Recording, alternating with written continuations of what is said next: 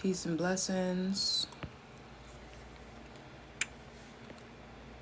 Peace and blessings.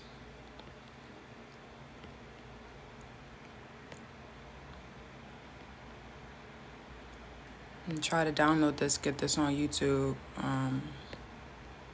But world peace will come after the fall of religion, y'all. That's what the conversation is going to be about today. And I hope we can have good conversation about it.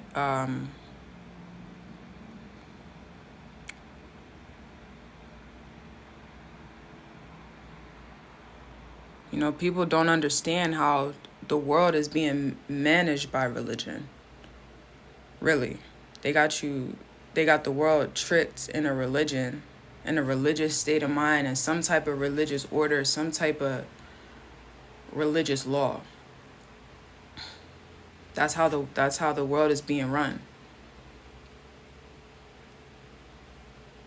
In your law, in your mind, whether it's the Constitution, that's based off a Bible. The law is based off of stolen Bible, stolen prophecy. That's what the world is run off of. That's how you have a jurisdiction over you.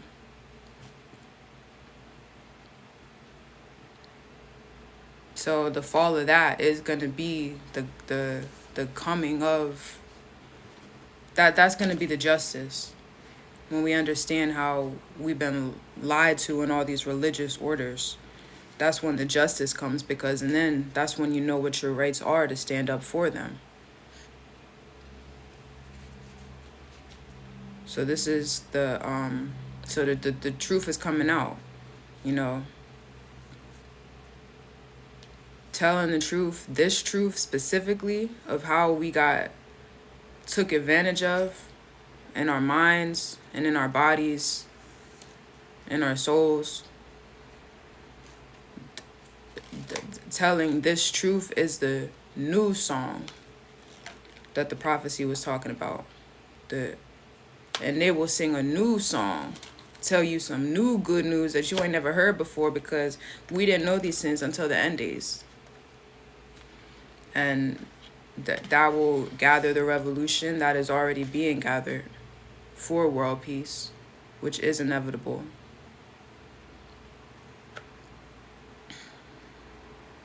So it's all about us coming together to bring our skills and talents together,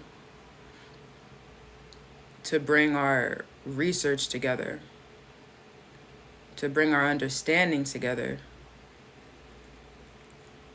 Because the beast has got to fall. It's a lie.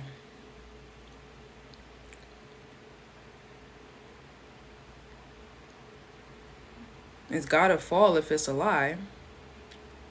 Somebody on the earth was prophesied to understand how they lied.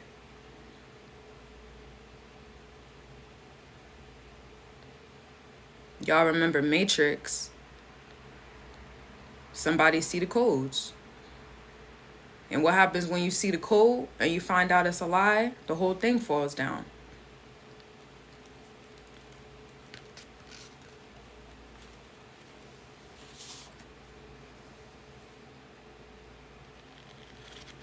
The whole thing falls down. It's gotta fall down. It's got no choice. So yeah, we're here for conversation. And remember, the saints judging the world is always going to be fighting the devil until the devil stops talking. Like right now, you're saying that world peace isn't going to happen. It says in the scripture world peace is gonna happen. It says it in the scripture. I think I recognize you, Havoc. You're talking about world peace isn't going to happen. It literally says it in the scripture that it's going to happen. And you're talking about it's not going to happen. That's the devil. That's the devil. You know, it's a lie. So I'm going to go to one of the many scriptures that tells you that world peace is going to happen. This is one of my favorites. 37 and 20, I think, in Ezekiel. It literally says world peace is going to happen, but you don't believe in it because you got tricked. We got in these religious doctrines, putting all this stuff happening in the sky when really revolution happens on the earth. Hell happens on the earth. Heaven happens on the earth. So, and this is for you. I think, isn't your name Rastaman? Havoc? Did you change your name? If not, I don't know who you are, but Ezekiel 37 and 24. David, my servant, will be their king. They will all have one shepherd. They will also walk in my judgments and observe my statutes and do them. That already sounds like heaven. They will dwell in the land that I have given to Jacob my servant, where your fathers have lived. And they will live there, and they and their children and their children's children forever. And my servant David will be their prince forever. That's the Pan-African Revolution. I'm going to read it again. Hear the Pan-African Revolution, because that's what this is. They will dwell in the land I have given to Jacob my servant, where your fathers have lived. Where your fathers lived, and they will dwell there, even they and their children and their children's children forever. My servant David will be their prince forever. I will make a covenant of peace with them, an everlasting covenant. I will place them, multiply them, set my sanctuary in the midst of them forevermore. My tabernacle will be with them. I will be their God. They will be my people. The heathen will know that I am the Lord who sanctifies Israel. When my sanctuary is in the midst of them forevermore. Even the heathen will know. I will sanctify Israel. This is the truth. If you believe in the Bible that Israel is going to be saved, the world is going to be saved. Hell, the world is going to be saved.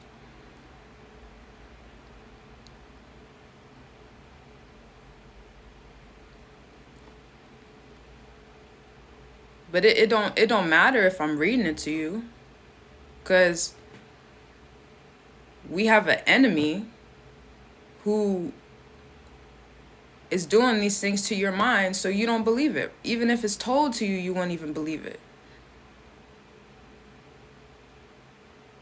Even if you got a King of Kings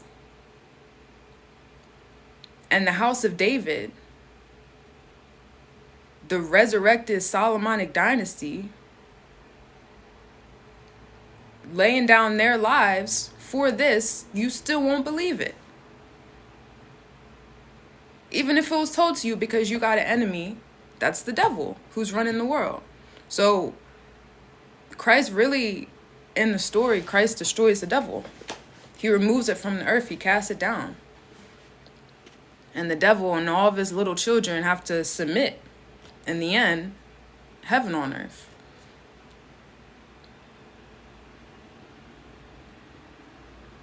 So the same one who is oppressing you in all your walks of life is the same one who is lying to you, because making you feel like this stuff don't happen on earth. This stuff happens on earth.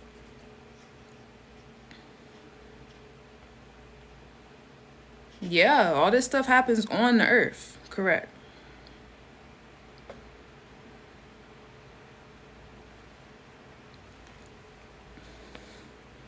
Yes, blood of the Lamb. So I'm gonna invite you up, Havoc.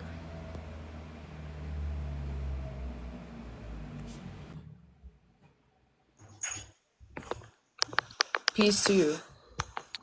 Peace to you as well. I think we're more on the same page than we realize. I just want to start with that. I may have misunderstood you initially, Okay. and that's on me. Okay, well, that's good if we're on the same page, you know? That's what this is for, to bring us together and, you know, overcome together. Yeah, yeah, and that's the point. I think it was you will know them by their fruits, and we don't argue when we agree, even if we speak a different language. So I saw the fall of religion, and I took that in a different way than I believe you meant it. And again, that's my fault. Yeah, well, religion, religion, I looked up the definition. I'm saying it as the belief and the worship of a power or God. So believing and worshiping your belief of some type of power or God. So basically what I'm saying is that as is after belief. Like you believe in things that you're waiting to happen in the prophecy. You believe in the coming of Christ. You believe in the victory of God. You believe in the manifestation of God. We're coming to a point where God is on earth. And that's what I'm saying. Gotcha. Um, so far, I agree with you. Yeah, yeah. Religion must die. It's everywhere. It's manipulated. It takes from the people. It does not accomplish what it's supposed to. It exalts mankind instead of helping the weak. It's the opposite of what it's supposed to be in every way. We've got preachers with $1,000 suits on and asking for money while people starve in the streets. Um, I don't know if you remember this, but Peter and Paul had a division, and the one thing they agreed upon, or two things they agreed upon: preach the gospel, help the poor. And I hear right now the gospel of money in religion.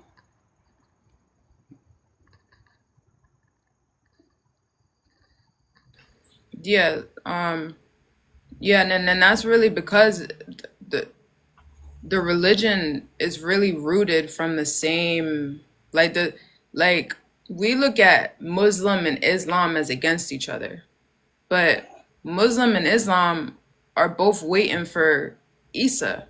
They're both waiting for Christ. They're both using the same things. So it's like, Um, Actually, Islam's waiting for the Mahdi, not Christ, not God. They're waiting for a prophet or a uniter. So that's a little off, or unless I misunderstood you. well, no, I mean, Christ will be like considered a prophet.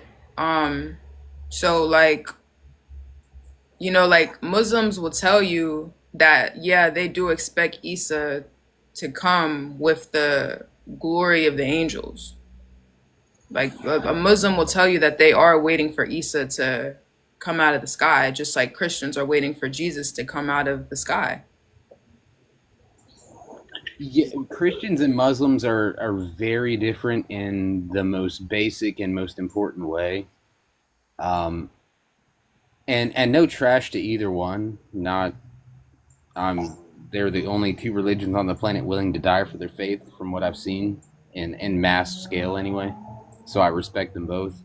But they are very, very, very different by default, and it goes way back to the beginning.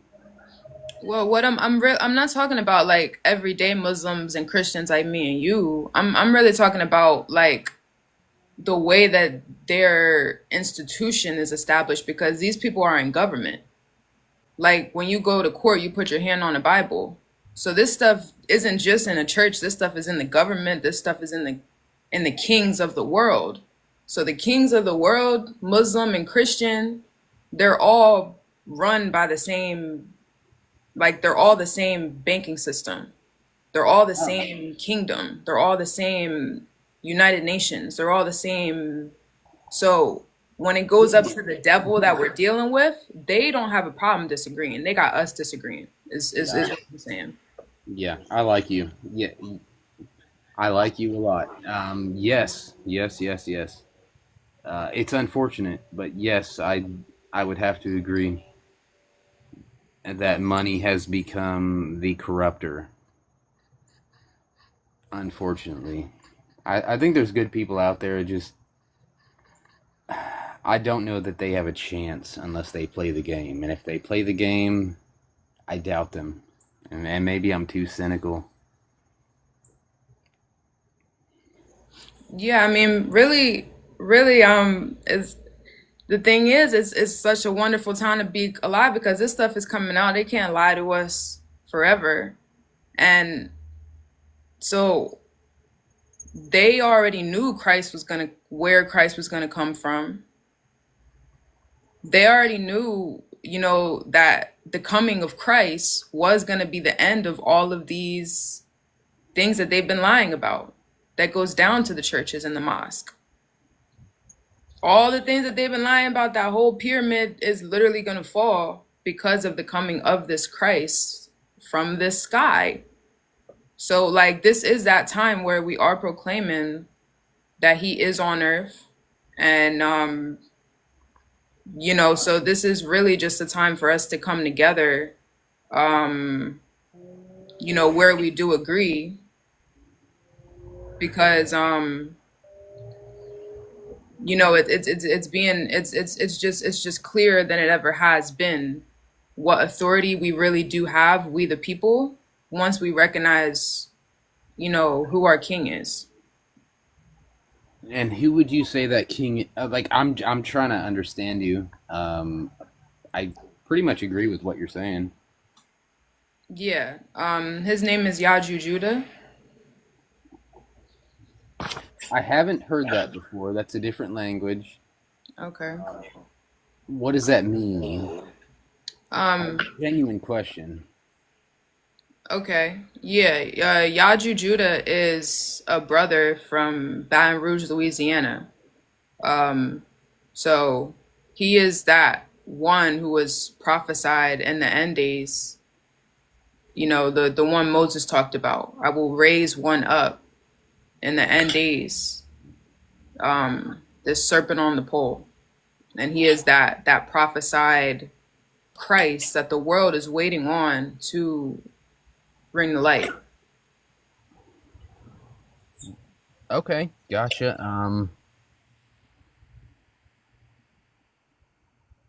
Yeah, I'm with you. Uh, you do confuse me though. If I'm being honest. Um, you speak of Christian, you speak of Muslim. Your name is Jew Saint. Is this a all for one? Everyone's on the same page with different words, or do you have a stance? I guess would be my question. Yeah, yeah, like it's all for one on the same page. The stance is just truth, you know. So yeah, there's truth found in everything. So the stance is on truth. Yeah, yeah, all good.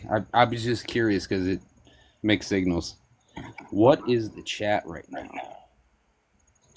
Um, Do they ever that stop trolling?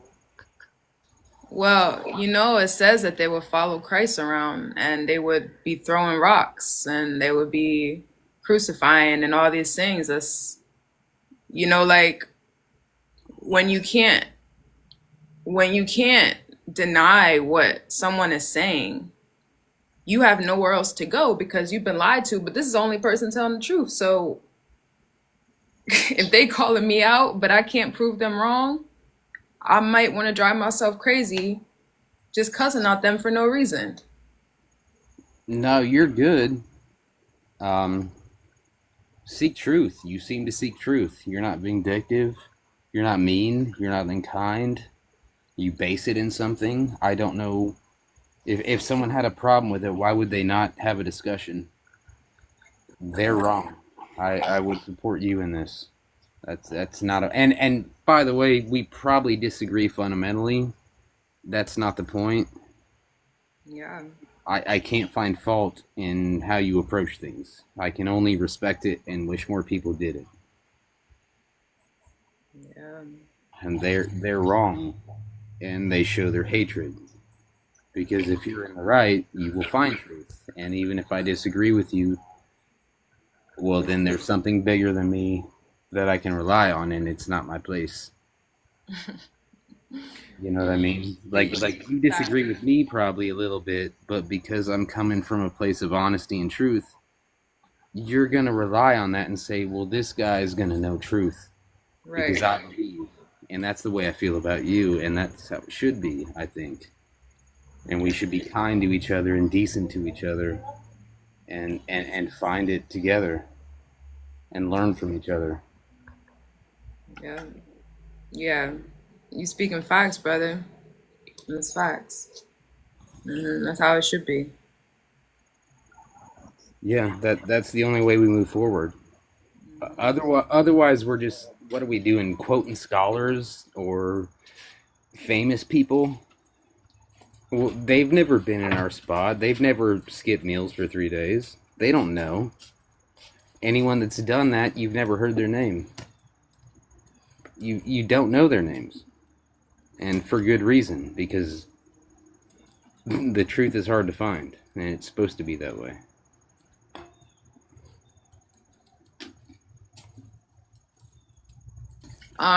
Yeah, I want to apologize because you have a similar image of this other troll who like follows us around, and be hating and stuff. His name is Rasta Man.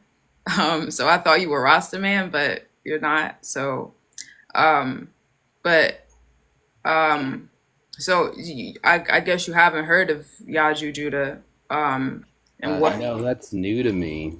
I'm interested. It sounds like a lot of things.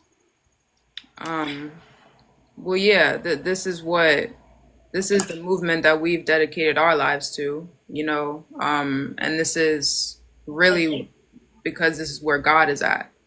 And so, we have a website, and the work is really about revolution. Simply, it's not about um, things that you can't see or hear or touch. This is all things you can put your hands on. You know what I mean? We're not talking about things that we're not doing. So everything that you can see that is being done on the behalf of God's people on the earth, this is the website for building a government for God, which does which is a prophecy, of our restoration and heaven on earth. I will definitely check it out for sure. All right. Yes, some people sent the link. I'm gonna screenshot that and save it.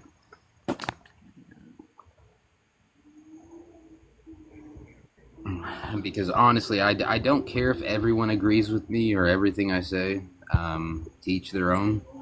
But there is truth, and if we agree on that, again, if you go back, Peter and Paul split ways. I want this, you want this. Let's agree on help the poor, preach the gospel.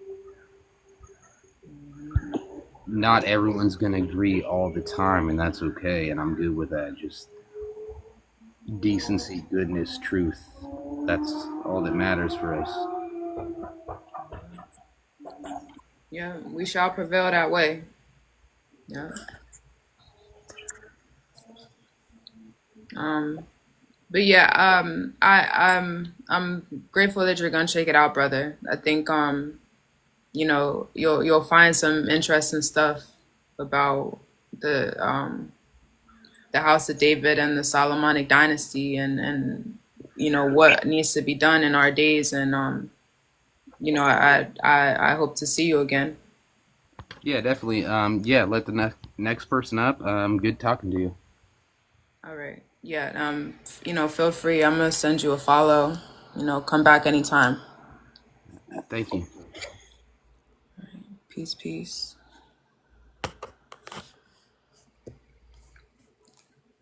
Yeah, real humble brother.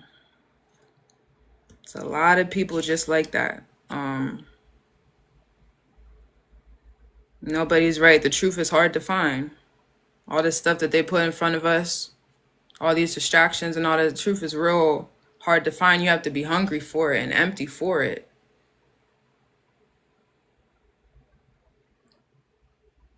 Like when I found Yaju Judah, or Yaju Judah found me, and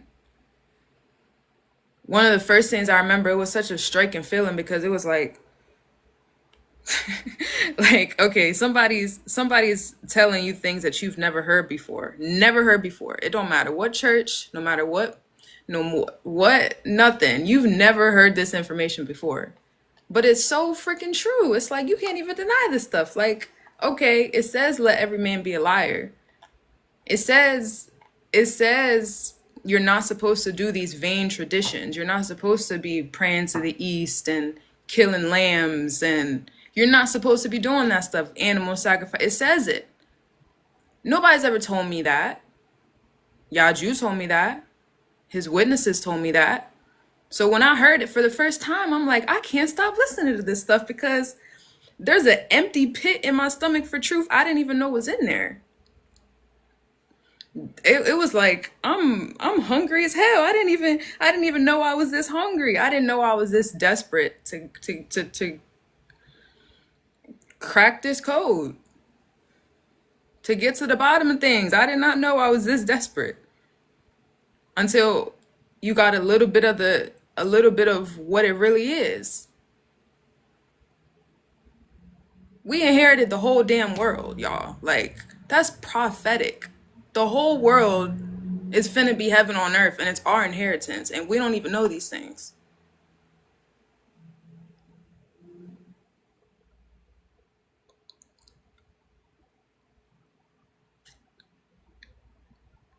You know, right now, if you go to Ethiopia, the you're gonna find a statue that says King of Kings, Negus Negas, Tedros II. You're gonna find a statue that says King of Kings in Ethiopia. What the hell? King of Kings? They never told me about that. Now, King of Kings, because we're dealing with facts, King of Kings stops being this thing in the sky. King of Kings is on the earth. It's a whole majesty. It's a whole lineage. It's a whole dynasty on the earth, which is undeniably literally originates in this place in East Africa. And it's undeniable.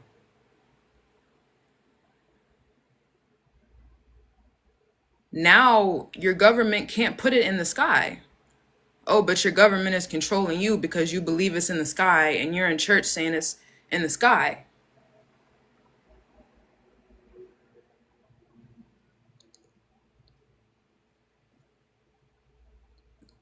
But like, really, if you're coming from a higher place, you're coming from the sky. If you're coming from like Moses was on the mountain. Moses was on the highest mountain.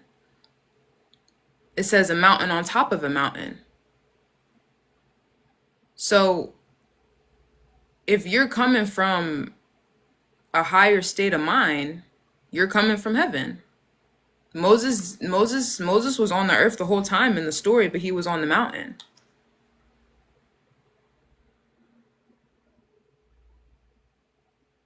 He was on earth among people, among men the whole time, but he was on a mountain. So he was on a higher state of mind. We don't know these parables. We're still again going to the grocery store and buying a animal, a lamb, and killing it and eating it and saying that we're eating from the lamb. But we're not eating from the lamb.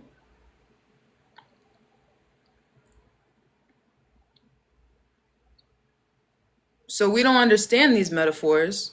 So when somebody really comes from the sky, you're telling him he's got to do fairy tales. But nah, that's a metaphor. Just like the lamb is a metaphor, just like the bread from heaven is a metaphor.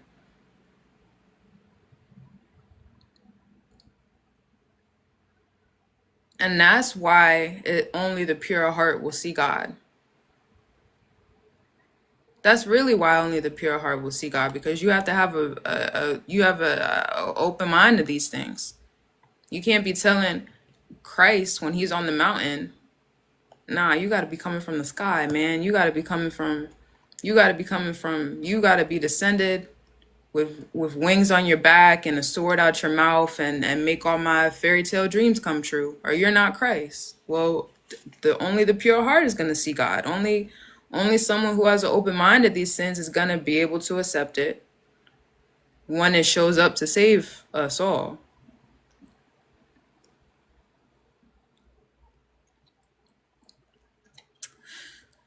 Is Moses a metaphor? Well, I want to say it like this. Moses wasn't like a history story who was walking the earth 5,000 years ago. Because the people who took the Bible from Ethiopia, they don't have no record of none of these people in the Bible 2,000 years ago or 5,000 years ago. The people who took the prophecy from Ethiopia are not going to tell you about no Peter, Mark, Luke, and John thousands of years ago, because they took a prophecy from Africa. They stole it. So they don't have nothing true about it. They just have a stolen book. You see what I'm saying? Like, they don't. So your oppressors aren't going to tell you nothing that's true about what none of these people in the Bible was doing in a history story.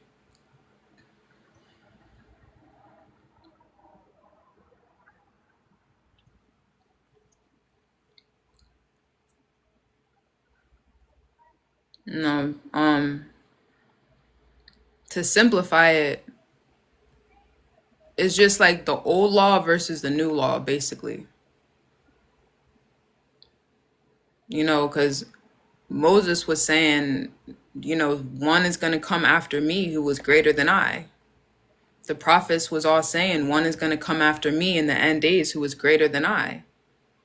And that would be the Son of God in our days. And that would be the one that I'm testifying to.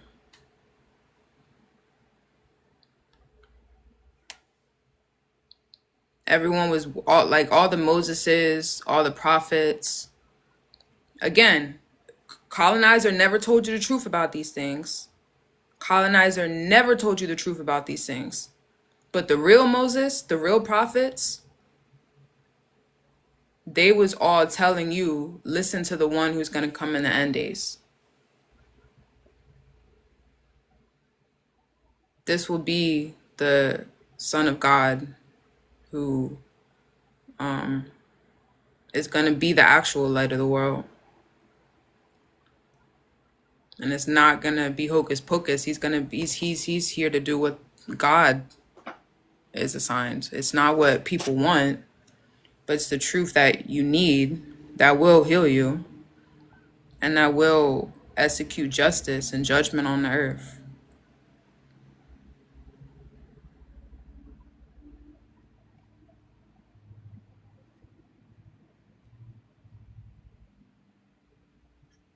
Have you even researched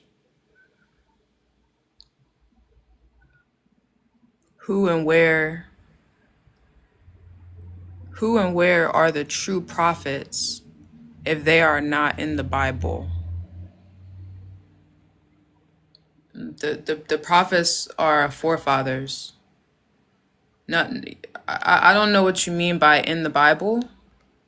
I'm gonna send you an invite, Coco. I don't know what you mean by in the Bible. I'm saying the Bible is a prophecy. It's a book about what's finna happen on earth. The colonizer took the book and the colonizer told you, oh yeah, this was ABCD and this happened in 40 BC and this happened in, that's what the colonizer did because they took the book from Africa. People don't even know this book comes from Africa.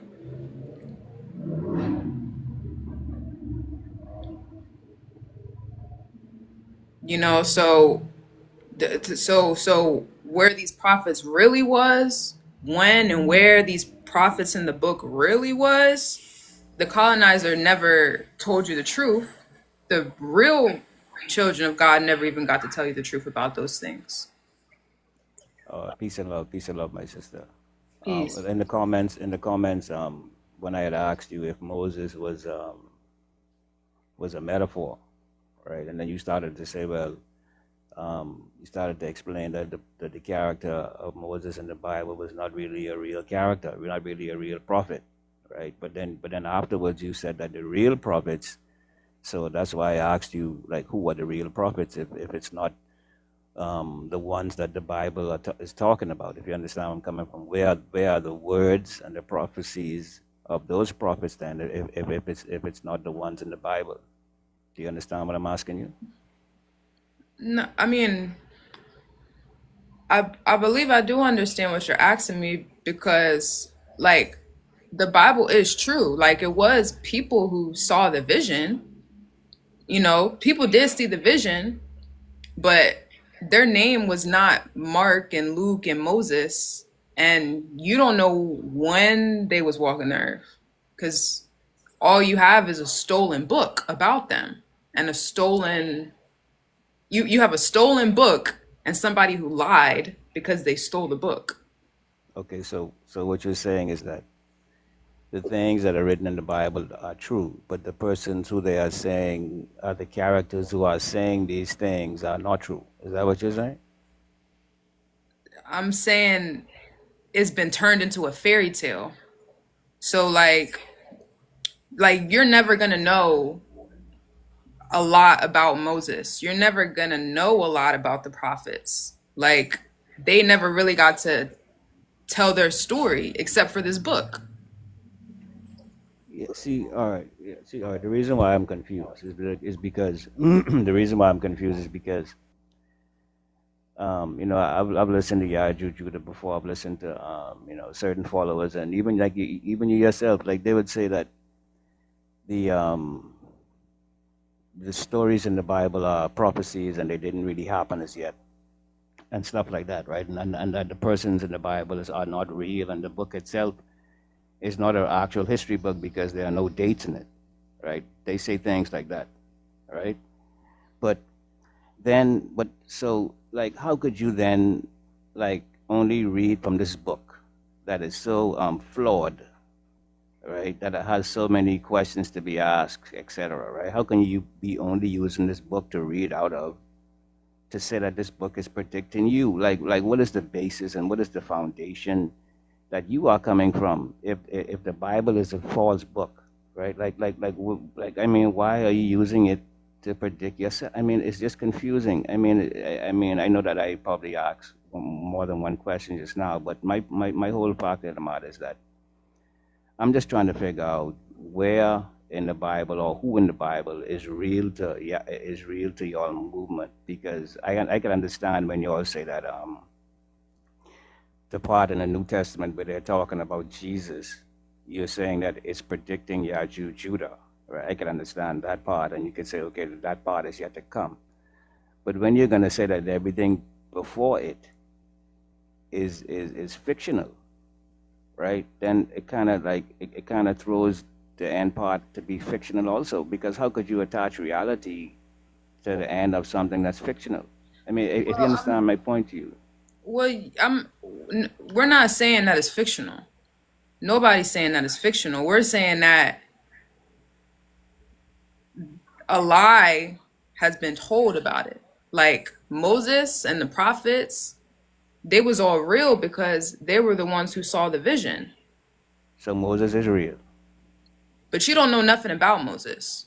No, but It's he is real. You're saying he is real. like I'm saying like okay, so it wasn't a literal man who seen a burning bush. That never literally happened. Nobody actually seen a burning bush. Okay, so But as a which metaphor, part of Moses is real? correct. Yeah, exactly. The parables Yeah, are which part, like, yeah, which part of it, which part of Moses is real? Like which part of, okay, you said the part of him talking to a burning bush, that's not an actual thing. So which part of it, which part of Moses is actual? Like you said Moses was real. So what part of him is actual? he's seen dreams and visions and he spoke. Like how I say in Hebrews 1:1, in the past, God spoke through the prophets. In the end days, he speak through the Son. So in the past, God spoke through Moses. Moses was, telling people, you know, Moses was seeing dreams and visions. And he was seeing dreams and visions of the future, and it got written down when he spoke. That is true. But he was also speaking in metaphors. Okay, I mean, but yeah, but all right, but because see, the thing about it is that the entire Bible and the prophets, like everything that they associate with the lifestyle that they ascribe to, is based on what Moses told them about the laws that Moses put down. That's why when you read the Bible, there's so many references back to Moses. The prophets refer to the God who brought them out of the land of Egypt, and they refer to Moses and the laws of Moses. Even Jesus in the New Testament said he didn't come to change not one law of Moses. You see, so I'm just trying to figure out, because like I said, that's why I asked you earlier if Moses was a metaphor, because I'm just trying to understand, like which part of the Bible is like, really reality to y'all, because like I said before, I've heard you all say that it's the Bible is not a true history book. That's why it has no dates, and I kind of agree with that. But then at the same time, though, the Bible is the only book that Yaju uses to try to prove his claim, and he reads from both the New Testament and the Old Testament. You know what I mean? So I'm just trying to figure out how is it that he is so dependent on a book that he is claiming is one that's basically has individuals in it that never existed. I mean, No, I mean, it's just strange. brother, I just corrected you that Moses did exist. But for you to really understand the truth about Moses, that's why it's the same way I understand that this is the end days. I understand that God is on earth in a new body. You have to actually go through the vessel because if you're not getting your information from the correct loaf, all you have is ideas. You don't have anything I agree. substantial. I agree with that. So was Moses his actual name? Because like you said, Moses was real. Was Moses his actual name, or did they change the actual person's name to Moses? Yeah, I doubt that was his real name because Moses just means born out of the waters, the one out of the water. So it's just a meaning. You know. Yeah, I mean, I just was asking because if you're gonna say he was a real person, I'm just trying to figure out, like, like in the, like, who exactly was he? If he is real, like who exactly was he? And so all of the other characters in the Bible, so in other words, the entire Old Testament, in your opinion, of like from what you all say, is actual. Like the whole, everyone in the Old Testament are real, like Isaiah, Elijah, and all those other people in the Bible that in the Old Testament they are real. Like Moses was real. Um. Yeah, I mean, like, we don't know specifics about them, Mm. but they were real Okay, people. so when the Bible talk about you said that the part with Jesus is a prediction of Yaju. So is Paul real? Like, because Paul did a lot of writing too in the New Testament. So like, is Paul real? Who is Paul to y'all? Yeah, Paul comes in the end days, really. Like they made it seem like Paul wrote books and like these people wrote books, but we don't really know who wrote these books because these books were stolen. Remember, these books were stolen, so you can't really say who wrote the book because it was stolen by the British Empire. Yeah, and that's kind of my point too, because if these things were stolen and what we have is some watered down, tampered with document that our oppressors have given back to us, right? How can we then like use these books and read these books like how Yaju Judah is using it to say that it's teaching us the truth and that is that what I mean, like how could it be used as some type of verification? You know what I mean? I mean it's just odd. I mean I would feel as if that you would have references to other information or factual evidence other than this book that you just said was stolen and given back to us and was manipulated. You know what I mean? I would expect you to have some more, something more convincing, something more,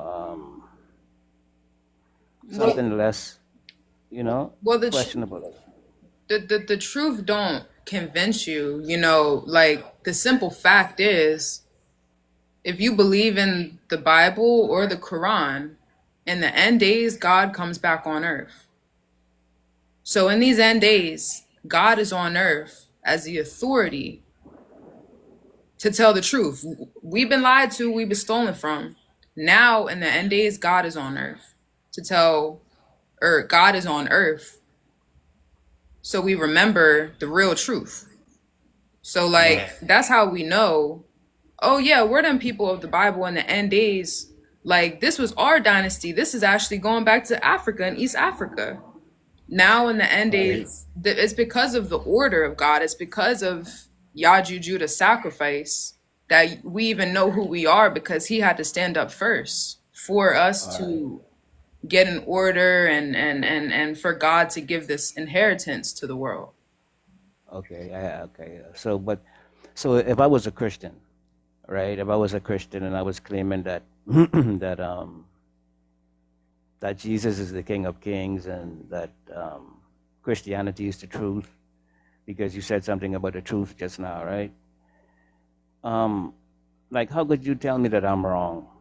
Like, if I'm claiming the truth and I'm saying that this is the truth and Jesus is the King of Kings and everything the Bible says about Jesus is true, how could you tell me that I'm wrong and that Judah is the one instead? Like, how could you prove to me that I'm wrong and that you are the actual truth? How could you prove that to me? We can both see Yaju Judah. Yaju Judah speaks for himself with the sacrifice that he makes in the flesh.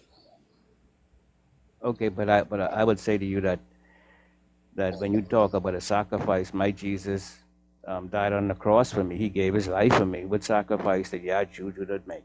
Suppose I said that to you. Suppose I said that my Jesus sacrifice is greater than your Judah sacrifice. So where's his sacrifice? What would you say his sacrifice is?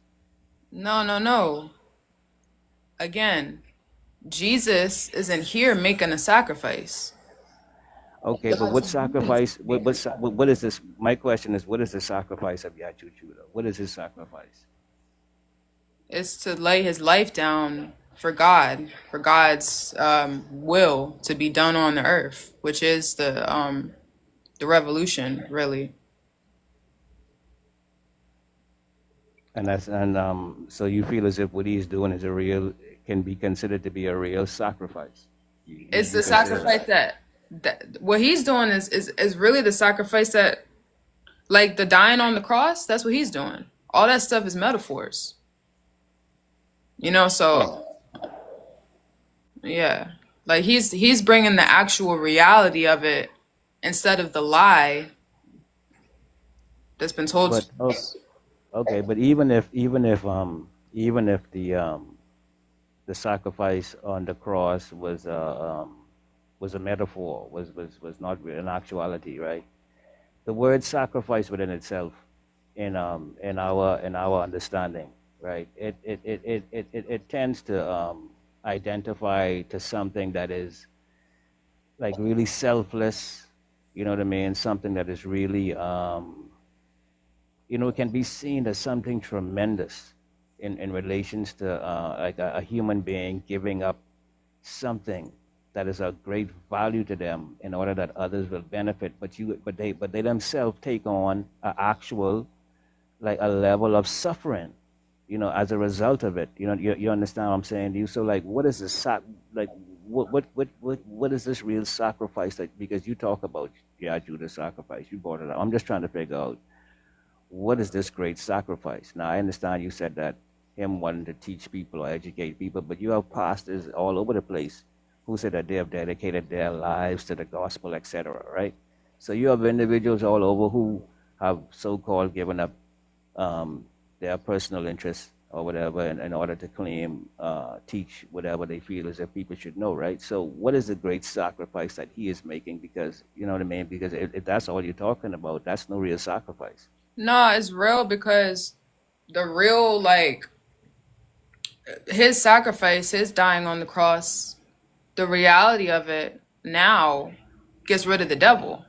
Soon, you're not going to have no devil over the world. You're not going to have no. He's judging the Roman Catholic Church. So he's going against the big bad giant that everybody's scared of. So he's laid his life down to actually fight the enemy and free the people. So that's like past. No one's even actually saying, no one's even really acting like they're doing that. He's actually doing it. And that's actually the prophecy.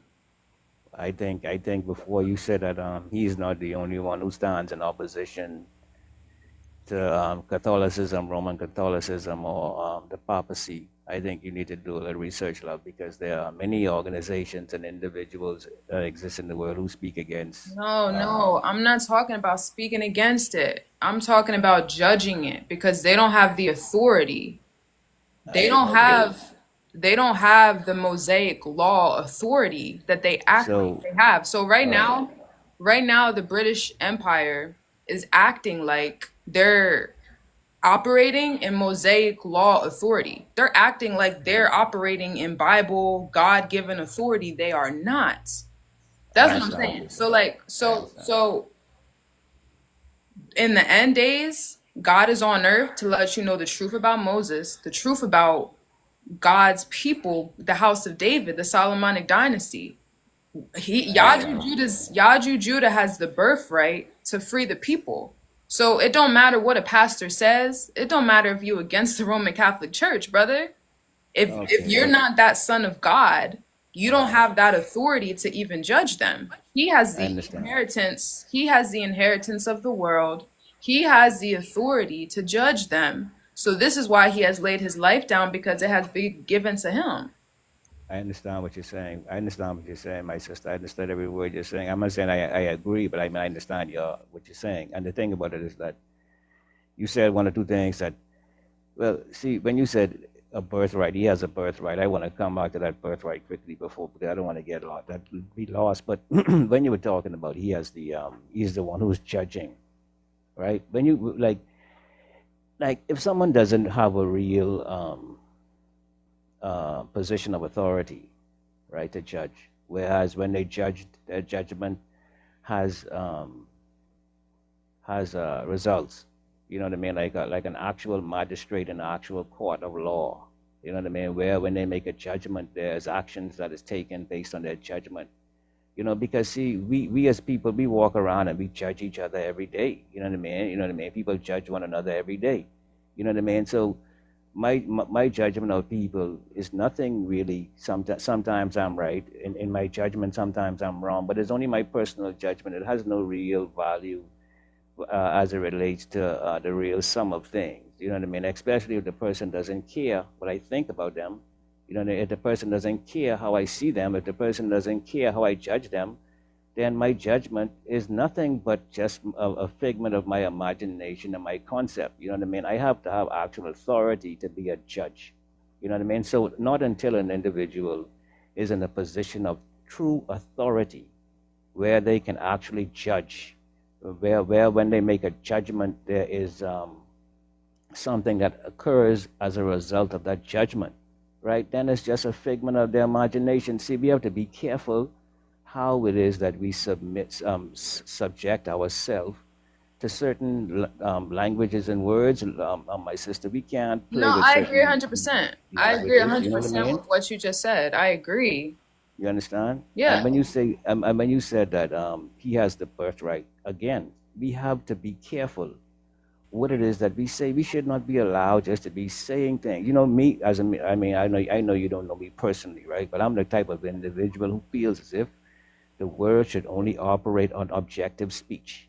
That people should not be allowed to just utter subjective things out in public like that. That everything that we say, it should be truth, and everything that we say, we should be held accountable for.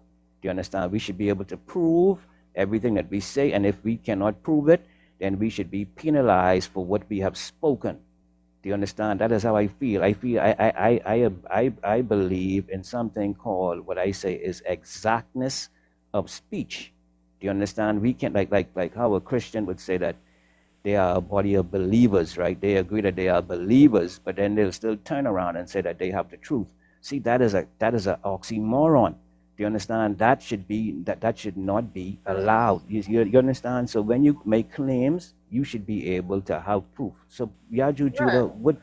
what birthright does he have that you can say when any fact gives him any authority or any rights to any kind of claim? What is his birthright? What birthright are you talking about? Because he tell you he is the King of Kings. What birthright?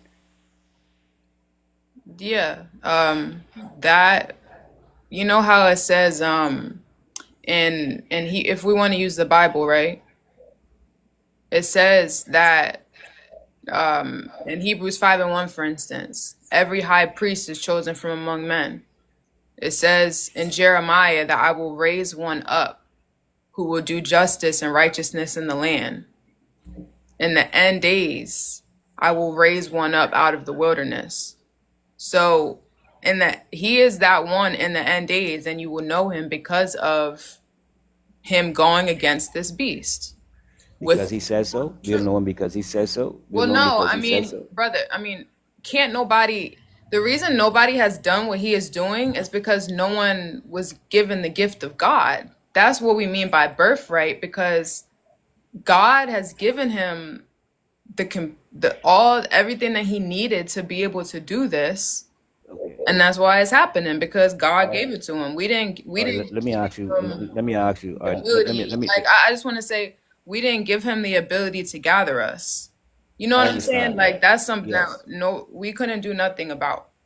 I understand that. But let me say this to you, and I want you to tell me if you agree or disagree with what I'm about to say.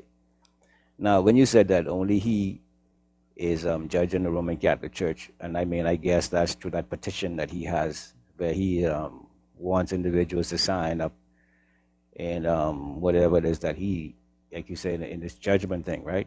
Right. But would you agree, right, that today, if I want to, I can make a petition doing the same thing? Do you understand what I'm saying to you? So when you said that he's the only one, and my petition, right, will have just as much, will carry just as much weight, and just as much authority as Judah's petition, because both of us are non-official.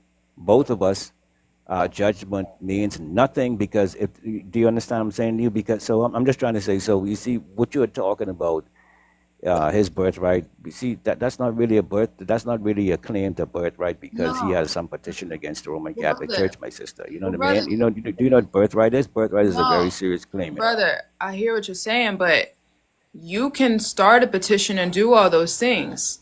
Well, y'all Judah, like what he's doing is because, like, okay, so when you go file something in court, nobody really has to care.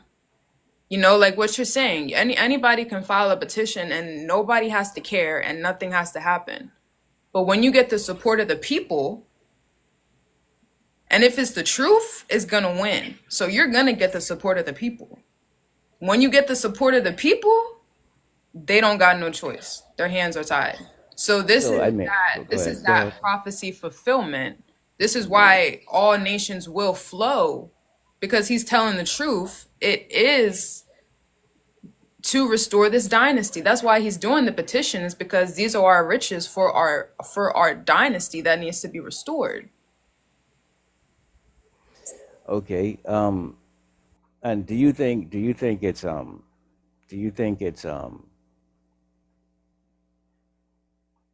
I guess for lack of a better word, do you think it's right? Do you think it's right to give someone a title or for someone to represent something that they are not as yet? Like for example, if I wanted to become the president of America, if I said that I'm going to be the president of America, right? Do you think that while I am not the president of America, do you think I should call myself the president of America? Do you think that make any sense? And do you think other individuals who call me the president of America, and I mean actually say that I am and act as if I am the president of America, do you think that makes sense for them to do that?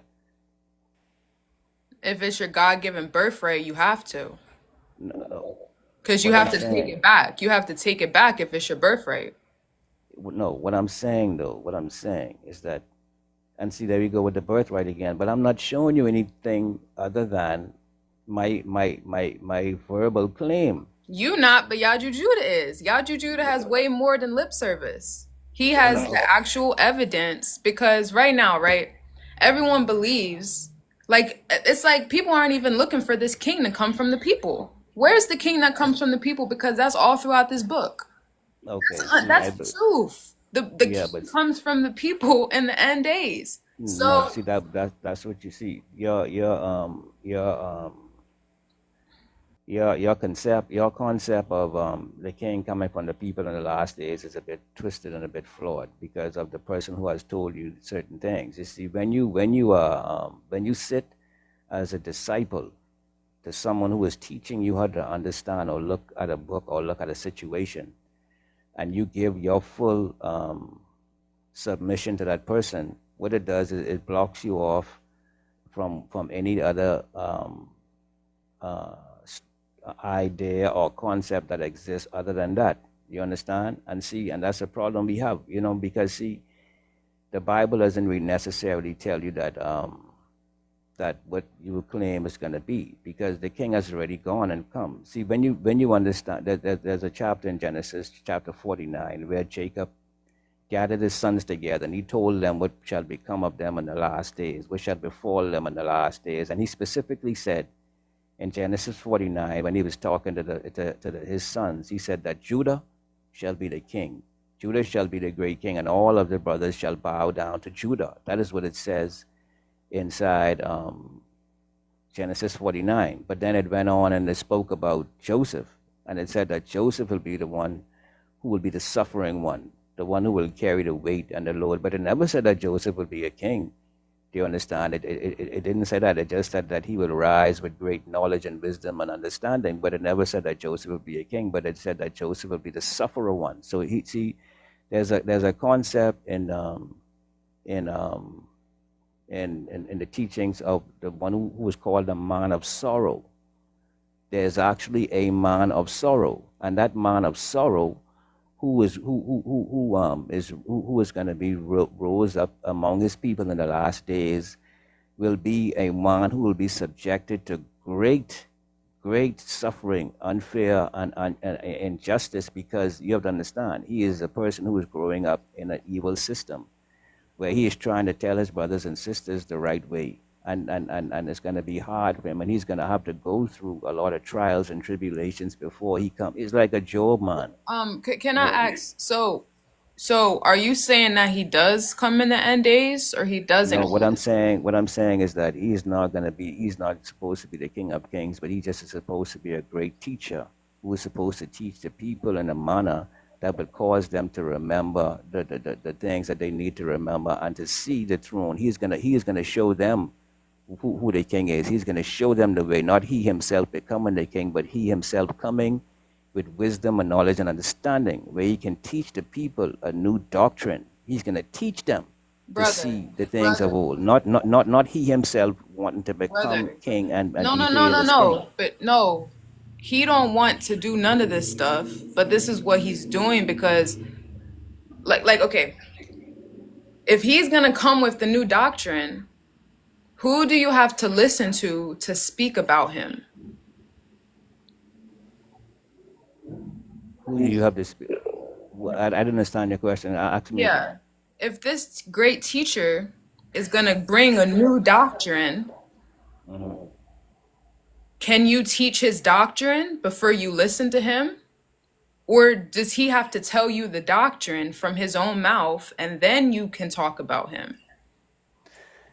Yeah, the individual himself who is going to be spoken of, right? Who is going to be the one who the individuals are going to be pointed to? He himself, his life itself, is going to be that which will prove who he is, etc. But etc. But it's just to be a matter of the people seeing him for the truth that he is, right, and listening to the words and the teachings that comes from his mouth. For example, let me say this. All right. For example, you see that Judah is claiming to be the King of Kings, and he wants to sit on the throne of Ethiopia, right? So that means that that throne is of some significance because, and the only time you already talk about it for some reason is when you all talk about Emperor Tuwaldros, as if he is the only one who ever existed. You know what I mean? There are other King of Kings who sat on the throne too, but you all just like to focus on Tuwaldros.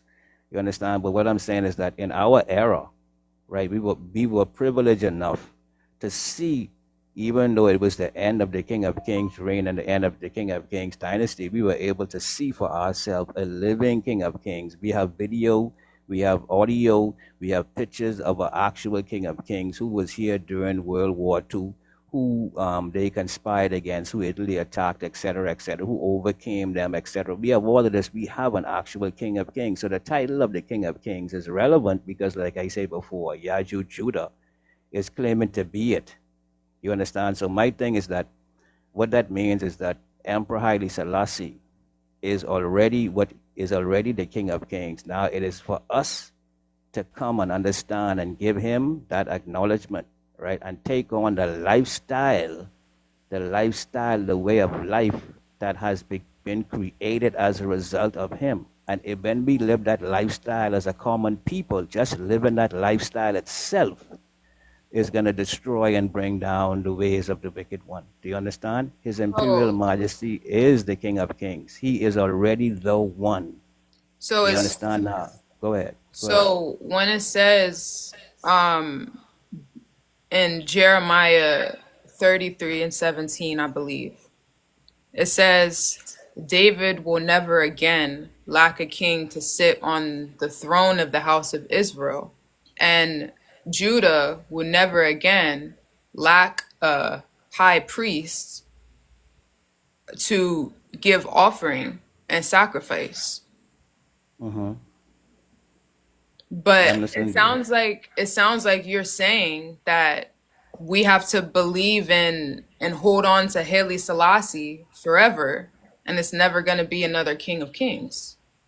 Well, first of all, you read from again, there you go, reading from that book, that Bible book, as if it's your guide, as if it's your all in all, you know what I mean, like precise, you know what I mean, document of truth and irrefutable evidence, where you yourself have said that it's a book that has been stolen and been manipulated by the oppressor, but yet still you read it as if it's some irrefutable document. But my point is this. Let me show you something. You see, again, do you remember we spoke about Moses? And that's why I asked you if Moses was real, right? But then Moses existed at the beginning of the book. He is said to have written the first 5 books of the Bible, right? The Torah or whatever the case may be, right? Now, the thing about it is this. Even though Moses didn't live throughout the entire Bible, his laws, his way, he set a standard for the entire Bible, and all of the prophets that came after him built on the foundation of Moses, and Moses was the foundation. So even though Moses was not alive in the flesh with them, the foundation that he put down and the way of life that he set forward for them was the principle and the way of life that became that of the children of Israel through the entire Bible. Even Jesus himself said he came not to change the laws of Moses, but to fulfill them. So even though Moses was not there in flesh, his presence and his contribution, his foundation is what they were using. You understand? So even though his majesty is not here today in flesh, he is a foundation because he has set forward, and because of him has been created a way of life called Rastafari. And Rastafari is not a religion, but it is a way of life and a philosophy and a concept and a new way of living. And everything that we as a people need to be redeemed is found within that way of life. And if we all could just live that one life, we will be straight. You understand? But we have to acknowledge that which is true. And that's all we have to do, is just accept what is the truth. And the truth is that Haile Selassie is the King of Kings and not Yaju Judah. That's the truth. Brother, I know that Haile Selassie was the King of Kings, but I know that, but brother, wasn't he born in like 1910 or something? 1892. Yeah, so basically everyone born in the 1800s is gone now. So are you saying that he is in the sky? Are you saying that he's still around? No, what I'm saying, lovely, is, see, you obviously have okay, listen. There's something called you build on the foundations of your ancestors. All right? Just for example, you see, we have knowledge of the constellations and how long an age lasts, like, age of Pisces, age of Aquarius, and the great year being like some 25,000 years. We have this understanding because we built on the knowledge of those who were before us. No one lived 25,000 years. No one lived 2,000 years to document how long an age is. Do you understand? So we don't throw away the things of the past because they are gone. You understand that there's a scripture in the Bible that says, if the foundations are destroyed, what hope is there for the righteous? Do you understand? Because the past is important. History is important. Do you understand? So just because His Majesty or anyone else is not here anymore, their contributions that they made and the significant roles and the relevance of them to our journey and us as a people is not forgotten. If we forget everybody as they go, we'll always be starting over. Brother, you're kind of going far from. I'm just asking you, is Haile Selassie around? Because the reason I'm asking is because in his days, Judah will be saved. In his days. So, like, are you saying that he is here? Because God is living. Are you saying that he is the Word made flesh today? Well, in actuality, when you say in this days Judah will be saved, you could look at that from a different perspective. But then again, I said before, here you go again, just taking that Bible as a literal, irrefutable document. But see, if you want to say that, right, I can say it like this. In the days of Emperor Haile Selassie, right, Ethiopia was saved. All right, in the days of Emperor Haile Selassie, Ethiopia was saved. Ethiopia remained to be the only place in Africa that was never colonized. All right, it might have been occupied for 5 years, but it was never colonized. So Ethiopia was saved. The Lion of Judah did prevail, if you want to put it like that. So, you know what I mean? So Judah was saved during the days of the emperor. Okay, so now because of what Haile Selassie, because you're saying that because of Haile Selassie's manifestation, Ethiopia was never colonized and it never will be colonized, is what you're saying. No, I'm saying you said something about in his days. You said that Judah will be saved in his days. Yeah, that's what you said. That's what you said, right? That's what the Son of God is to do, correct? Yeah, that's what you said. So I just gave you a manifestation of how you can say that in his days Judah was saved. But I'm saying at the same time that you're still referring to this Bible as if it's some irrefutable, factual, actual document. You know what I mean? When you yourself have said that the Bible is a document that the oppressors stole and gave us back in some manipulated form, but you still read it as if what it's stating should be taken literally word for word, and that it's infallible. And if something in reality does not line up exactly with what the scripture says, it's wrong. Well, And let me that's wrong. correct. Let me correct my standpoint because I speak of the Bible because the one is on the earth. Because I didn't believe in the Bible, but apparently God wanted the Bible to be true because that's what the Son of God is physically doing. I can see that he's doing these things. Okay, You but you we can understand all that. see that he's doing. That's how I know the Bible is true because it's But, being done in our days. That's the only reason that I like but, this book because but when you say it's being done in your days, my sister, right? When you say it's being done in your days, see, like what is being done in your days that's so great, sister? You see that is what I'm see. Listen, see my point. Listen, sister. There was a man called Jim Jones. You ever heard about Jim Jones? I think that was his name. Who had yeah, who had all those people drink the Kool-Aid? yeah, Yeah, I mean, he was able to conjure up a great following. I mean, get people to travel to him to a different place, etc. So I mean, so just because a person can get individuals to submit to them or to agree that they might be somebody or somebody this or that, because even right here on TikTok, you can probably find individuals who are claiming to be the one or the anointed one, and they have individuals who agree with them. So like see, what I'm trying to say is that when you make claims of Yah Judah being so unique or so has done something that is so extraordinary or superhuman, right? I expect you to like really say something that really shows, you know what I mean, what it is that you're talking about. But you are not really, like, showing anything of any great consideration, my sister. And see, that's what puzzles me, because like I said before, though, you are using a book, right? And you're reading from this book as if this book is irrefutable, as if this book is actual factual. And then, like I said before, if something in our time does not line up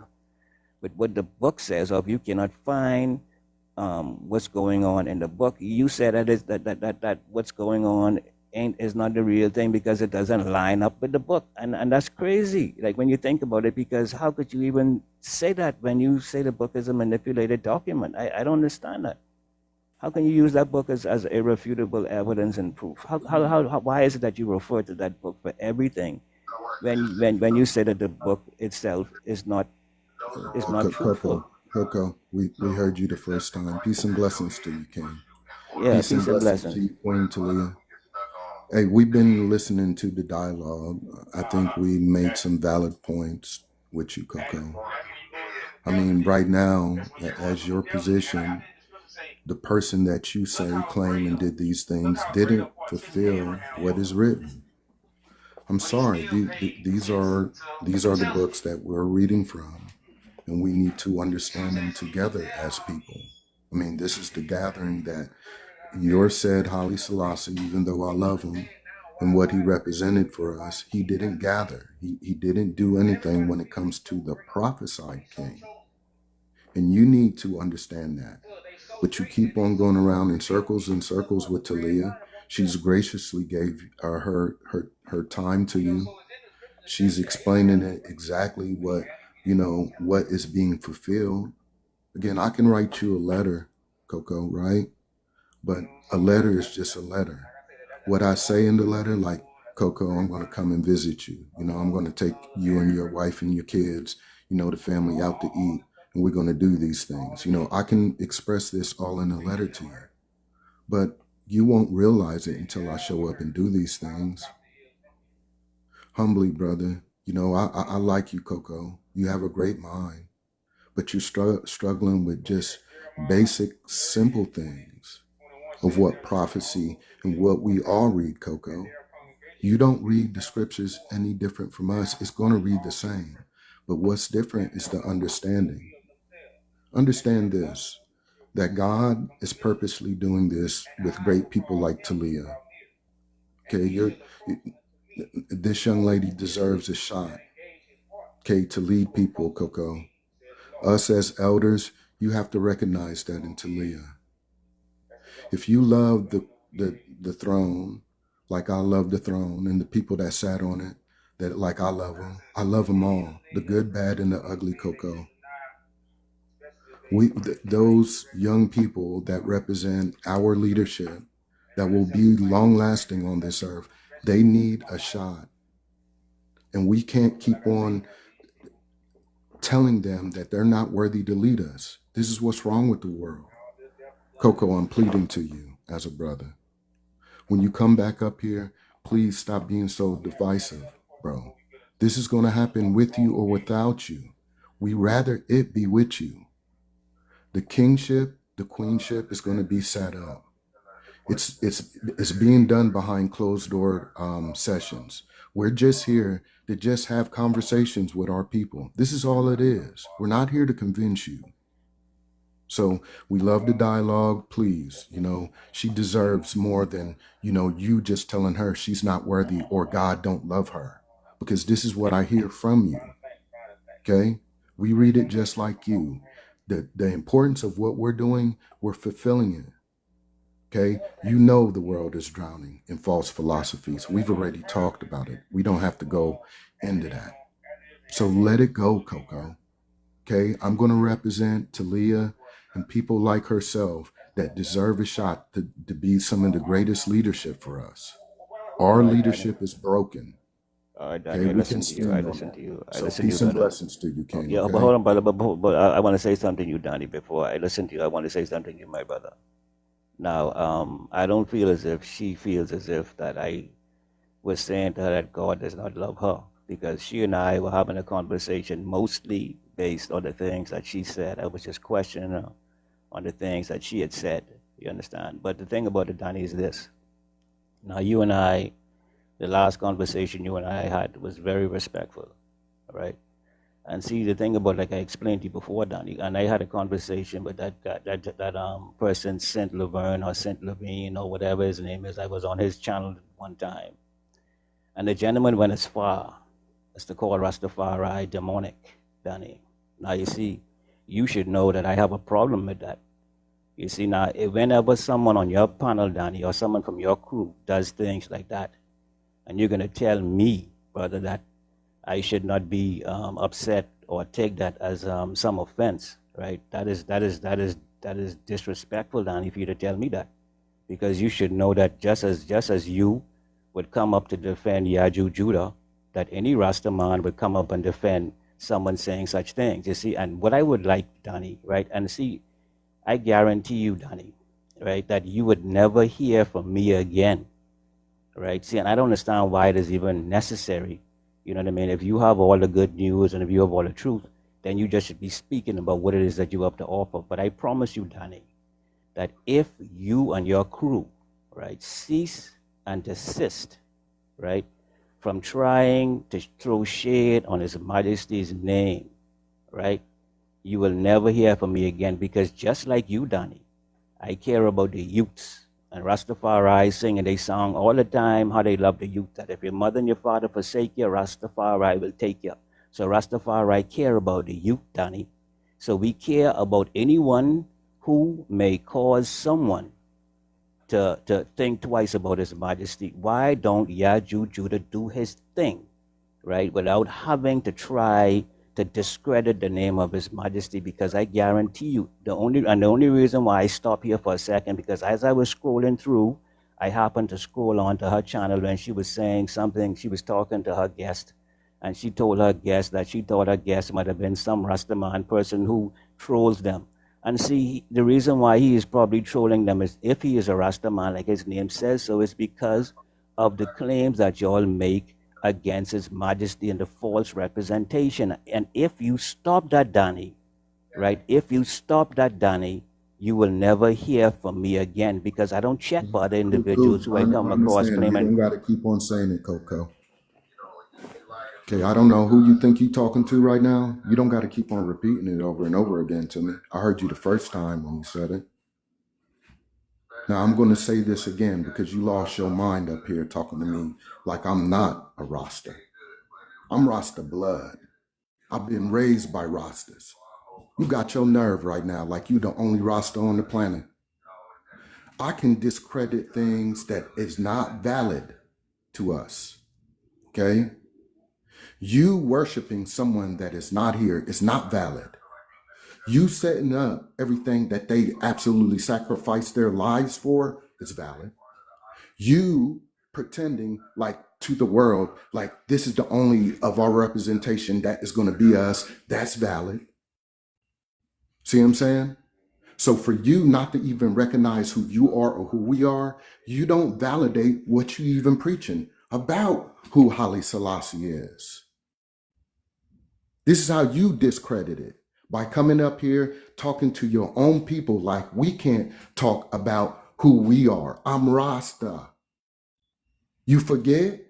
Oh, you forgot because I don't talk the native tongue or I don't have the lingo. Love the beautiful language, right? But I don't have to talk like that to be Rasta. I told you I love Haile Selassie and the good, the bad, and the ugly. They're a part of us. But not to validate this leadership, this role that is very important for all of our people as so far as a government setup is absolutely ludicrous. And then to talk to us like, oh, you'll leave it alone. Brother, man, we're going to keep on saying it all the way until it's over. Until you're going to have to recognize the kingship that you say you love so much. We're going to see how much you love it after it's set up. Now, that's for the true Rastas that truly love the throne and truly want to follow the throne and the person that sits on it.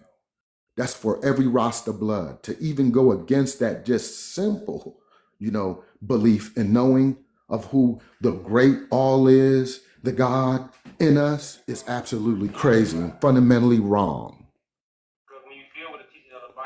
True Rastas would see this beautiful queen up here that talks in a way of truth and you would understand it, but you don't know your place right now.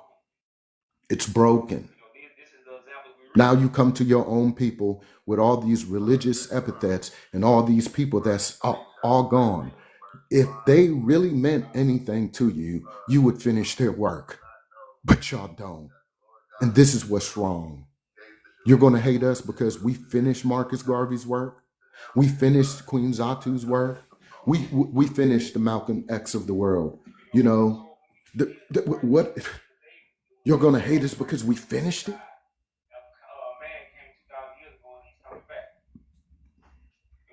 So keep on coming back, Coco. We don't mind. You're going to be made an example of. So peace and blessings to the real. And thank you, Talia, for just having such an incredible dialogue with Coco. And it shows people that they really don't love God. But peace and blessings to everybody.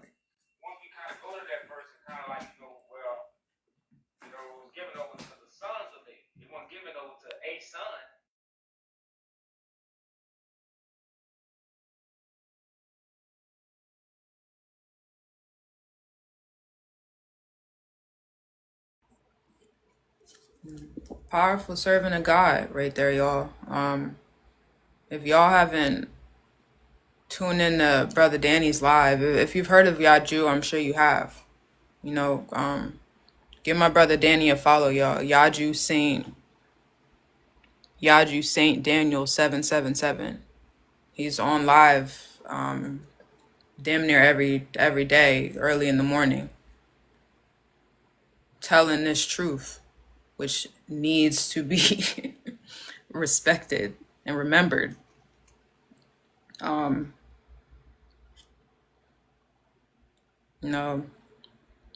Like you said, you gonna love it or you gonna hate it, but this is what needs to be done.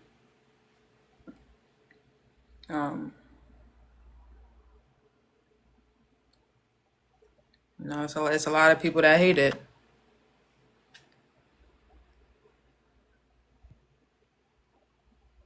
But it's not like with Coco. It's not disrespect to say that you lying if you lying. It's love to say that you're lying because you don't want to lie. Like, don't nobody want to lie about God. Like, that'd be crazy. You don't want to lie. We don't want you to lie, but we know that you're lying. So it's not disrespect to say that your religion is false and it's gonna fall, because that's the fact of it, you know? And yeah, we're gonna tell you because that's gonna make it easier for you to accept it, because it's gonna happen. You know, don't take, you know, it's like it say in the scripture, do you hate me because I tell you the truth? You know? But I tell you the truth because I love you. I hate to see you being lied to, getting tricked. So yes, the religions are false. Understand where they come from.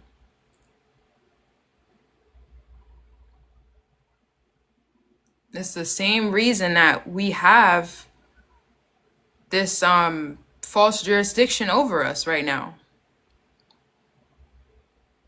The British crown is false. Did y'all know that the British crown is false? That's what owns America? The British crown? This whole thing is false. It's based off of them stealing a Mosaic law from Ethiopia, Africa. The whole British crown is based off of them acting like they're the king of kings. The king in England right now, he's not the king of kings. In law, he's the king of kings. In your matrix, he's the king of kings. This is the real matrix. In your matrix, he's the king of kings. Haile Selassie ain't the king of kings in the matrix. the king in England is.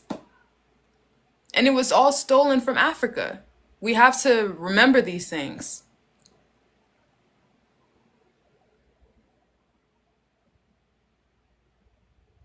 Then you'll understand why this savior, he's really an African king who is risen up from our generation, the brethren.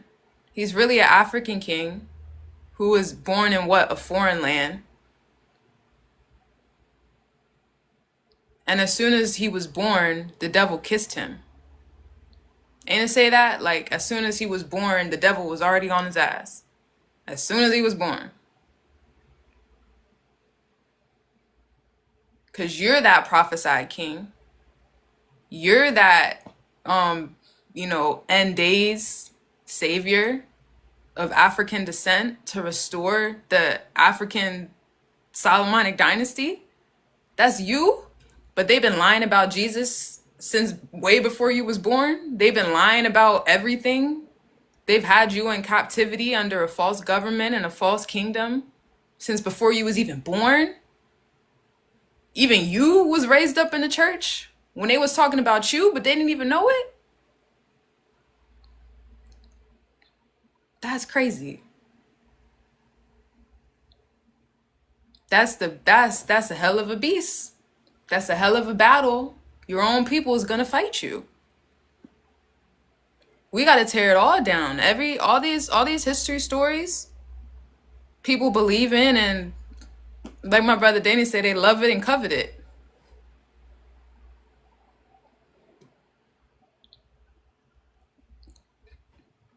You know, and to covet something is to desire something.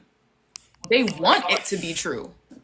It's not true. You want it to be true because it's been told to you and you fell in love with it.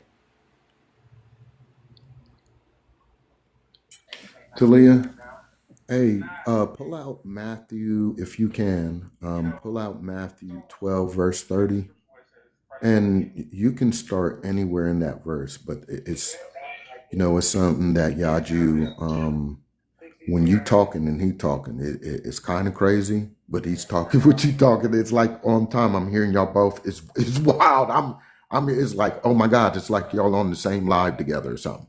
But yeah, Matthew 12, verse 30. And again, this is just fulfillment. We read it like y'all, but these are things that the Jesus Christ of old didn't fulfill. But I hope this reached the ones that it need to reach. So peace again. That's all I wanted. I just wanted to bring, because this is something that we're discussing right now.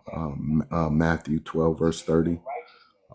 He was reading it and it was dope when you was having a back and forth with Coco. Appreciate it, brother. Of Queen. Appreciate it. Much love. Matthew 12 and 30.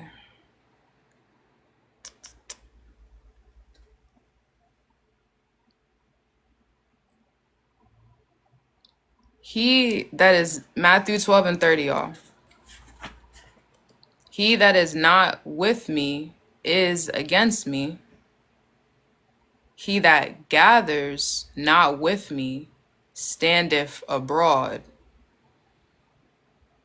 Wherefore I say to you, all manner of sin and blasphemy shall be forgiven unto men, but the blasphemy against the Holy Ghost shall not be forgiven unto men.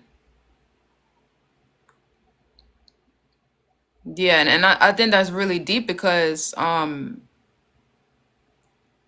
these end days, it's like you really actually have God gathering God's house on the earth. So you do have that option to not gather with him.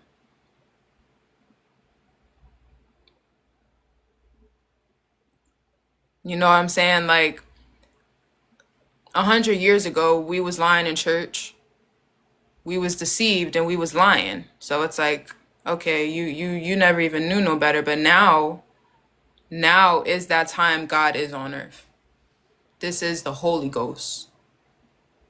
Now it's in your face. Now it's like accountability time.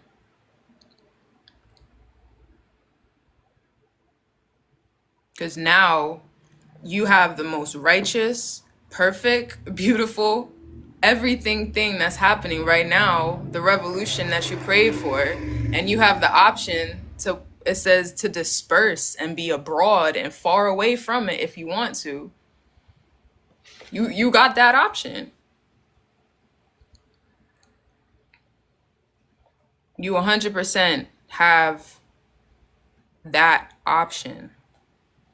So we have to what's to say, and endure with patience and let your peace be still, because you don't want to end up being against the truth, because the truth is going to win in the end days, you know.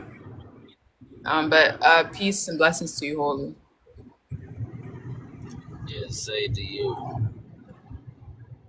So I was looking into how y'all speak and whatnot about things like the Pope and the president.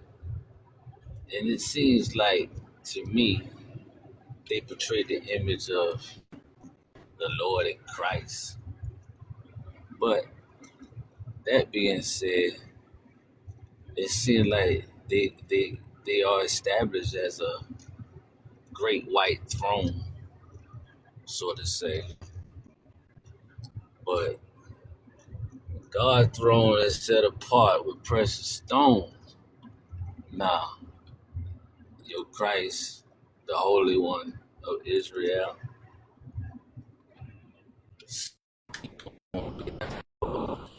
that holy throne.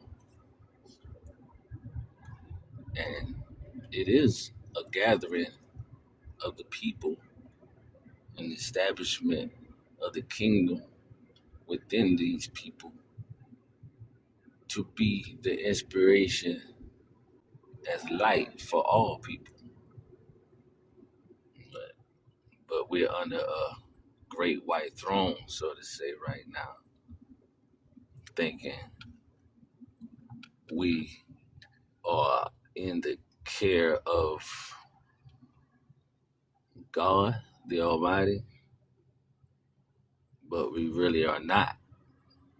If we see the big picture, we're under good and evil. But to be set apart and holy is completely great and good, with no darkness, And that's a part of the gathering of light that's set apart from this darkness that comes upon this darkness and bring life to the party. That's what we do, right? As the people that are oppressed, we are actually the one that bring life to the any vision that's been given. We give support to any vision given. But it's time for us to support our own establishment, set apart from this vain thought that Yaju be speaking of. You know, it's just kind of crazy that as a black people we don't have a great speaker or a great father figure, a great Lord in Christ to be the light, because we're in the darkness and we have symbols of darkness that form like a certain light that shines in darkness, like the moon. Great minds, but the mind is not fully bright like God's sons of righteousness, the ones who shine supreme. So yeah, they expect for us to be oppressed and expect the sun to set so it can be darkness.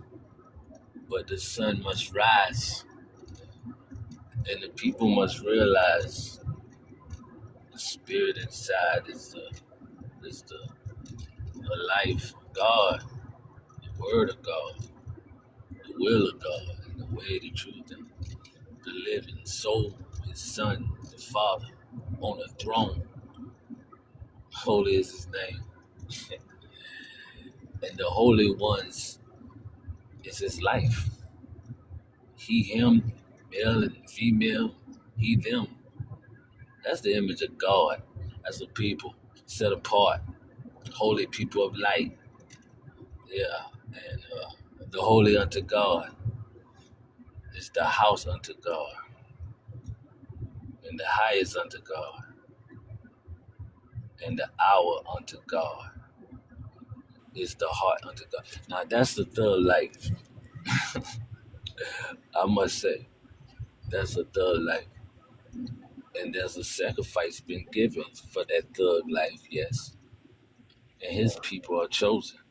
I'm going to speak on my King of Kings because he's risen within. Yeah. Yeah, I mean, I feel what you're saying. And really it's just like us as so-called black people, we have a kingdom that is called the House of David or the Solomonic dynasty. And that's something which you have to understand is like us rising up this Christ, us rising, we have to rise. That's gonna include our get back, like on the earth. Like that's gonna include our revolution. That's gonna include our judging these wicked. Like that includes that because of order. Yeah, law and Us order. being scattered all over the world and rising by ourselves, we've been doing that, and this has been important, very important. But yeah, it was gonna come a day when we was gonna come together, and this is because of the one. Yeah, the one. The one represent the life of all God's children. No, The no. When I'm one. saying the one, I'm saying one brother among us. When I say the one, I understand. That's what I'm saying. Listen to what I'm saying. The one represent the way, truth, and life of all God's children. So, in order and law and order comes peace and counseling from divine and noble beings. These are the chosen ones, but they must live accordingly to God's will, not dab into the manner of mankind. So how do They you must be the light and they must shine so as how do you Lord know and Savior. how do you know who's in true light and who's in false light? Because I am he who sees the hearts of man and knows the mind of the spirit or the man of God. So is it just you or does everyone see the hearts of men? I am everyone that's of God. So I am how that many life, people that feeling, that righteousness. I am the supreme being. so how many people how many people are the supreme being? How many who choose to love and live as God's will? So do you talk to these people and build with these people, or you don't know them and they're like kind of all over the world? Well, they are scattered, and I'm everywhere as I am, building, letting itself be known, uplifting, Okay, speaking okay. on. I'm So just so that life, and so I'm you just don't the living. okay, so you don't know them, but you believe in them because you don't know if they're the false light or the real light, but you believe that they're the real light because you believe that they're out there, even though you never met them, you believe in them. Well, there ain't number one true light. Any false light receive light, but twists the light. So I'm just the full, complete truth with no twist, no manipulation, just the real, no role play. Okay, so you know that you're real and you believe that there are other real people. So are y'all gonna come together? Well, I speak on behalf of coming together. I speak on behalf of living as together. I No, speak but on brother, behalf of heaven being a people. I know you speak about it, but I'm talking about the actual revolution that the whole world will know and benefit from. So are you gonna, join with your brothers and sisters and are y'all gonna judge the world at some point and bring peace to the earth? Well, I am the temple, I am the throne, and the people is outside of me. They need to get involved with me.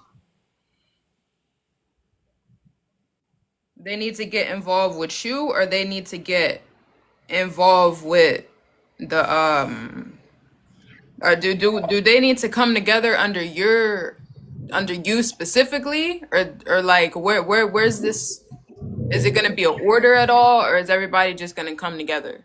Well, I am the law and the order, and coming together, I am the throne. So you come before the throne. I am. When you So say I am, you're talking about anybody who says I am and they mean it. no, I mean, as I am, so shall you be. So anyone who says I am, anybody, if they're chosen by God, they say that I am and they're the host. Anybody. If they say I am, and they sure that they are holy army, then they are holy as I am. Yeah, so it's not just you. So I'm asking you, how are everybody coming together? Well, like I say, when you say this is not just me, well, I say I am he who is him, male and female, he, them. So that means I am the law and order of God's people. Brother, so am I. So I am and You you can't be if I am, because it's only one order, ma'am. It's only one order. okay. So that's what So I'm asking you. how can you be if I am? Exactly. That's what we need to focus on is how do you know who is who if everybody's saying I am and at some point we have to come together and Where the hold up. scripture confirms holy as I am, not as you are, but holy as I am. Now your Christ say he's the holy one. So he claims to be holy as I am. not as you are, but as I am. Not as he claims to be, but as I am, he claims to be. Brother, you agreed with me that you're not the only real nigga out here. It's other people who are real. It's No, I other people I didn't agree who. to that. I agreed to me being the supreme being that is the life of the real. So when you speak of real people, you speak of the life of me, which is God's life. That's real. So you're the only supreme being. I'm talking about what can I call you holy? I'm talking about your flesh and blood. Nobody else's flesh and blood. Can I call you holy? Ain't Ah, nothing but ain't nothing but one holy. no, no, no, no, no. Okay, I'm not gonna call you holy because I don't want it to be confusing. What, like, can I ask But you? holy is my name. Okay, that's fine. Can I ask That's what you? you call me, is what I'm saying. So when you say holy, ain't nothing but one God. He is holy. Okay?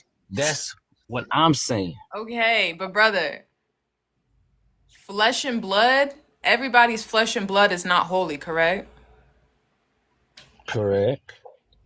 Okay, so you're flesh and blood, right? I'm more than flesh and blood. Okay, I know that. So you're flesh and blood, and you're okay. So your mom gave you, or whoever gave you a name when you was born. Let's say your name was John, right? Okay? John, are you the only one on the earth that is holy? I'm the only one that's holy because God gave me the name holy. So if he gave me the name holy, and that's my way, truth, and life, because I am, who he is, then it can't be another person doing some otherwise because that's unholy. When I am the way, the truth, and the life of God, who is holy. All right, brother. Holy, Well, you know, holy is his name. Now, when you no, say no, no, brother, the brother, brother, Holy brother, One, that's a person of he who is holy. brother. Okay, I'm seeing more of your standpoint, and I don't think we can really get anywhere with what you're saying and what I'm saying. So I'm gonna clip the conversation here, and wish you peace and blessings, and hope everything works out, what you got going on.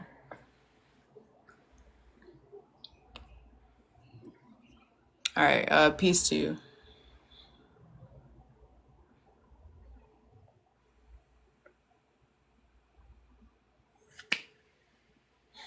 Yeah, I think he's trying to convince himself too.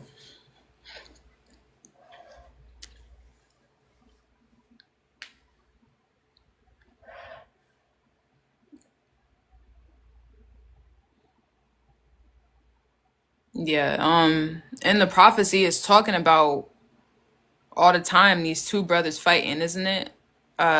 One brother pushed his other brother in a hole. One brother, uh, you know, killed his other brother. You got two sticks that end up coming together. Hagar had, wasn't it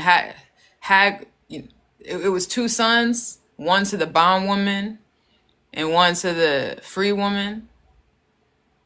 You had two sons, a bond and a free. So like all throughout this story, it's talking about a war. It's talking about two sides. It's the truth and the lie. All throughout this book, that's what it's talking about. And a lot of us aren't prepared and don't really know how. We're dealing with too much stuff in this world to know how to nation build and how to come together right now. How to put our differences aside and really deal with this enemy. That's what Yaju Judah has done. He's exposed who the enemy is. We understand the enemy better than we ever understood the enemy. This is the information is out there. Okay? These We have very good instruments to understand what the British Empire has done, what the Roman Catholic Church has done, this beast system. We have very good ability to know what they did. It's out there if you find it, if you look for it. It's out there what they did.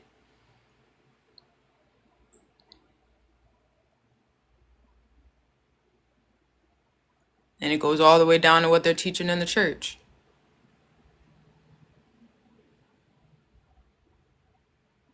It's out there. You can find it out. So now, when you see the one who God has prophesied to take a stand because he has the sharpest sword known to man, he has the greatest ability and the authority to overthrow their system. He actually has the authority to overthrow their system. They even wrote it in their paperwork. They put it down on paper that he has the authority. That all the it all goes back to him. That's what they put in the paper. That's what they have to. They go by Moses' law.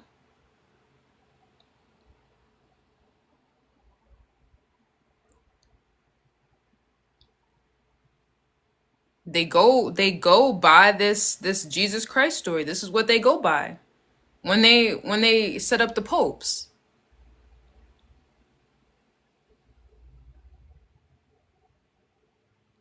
What they're saying, y'all, they're saying that our Jesus Christ, our Peter, our version of the prophecy gives us authority to have our kingdom. That's what they're saying.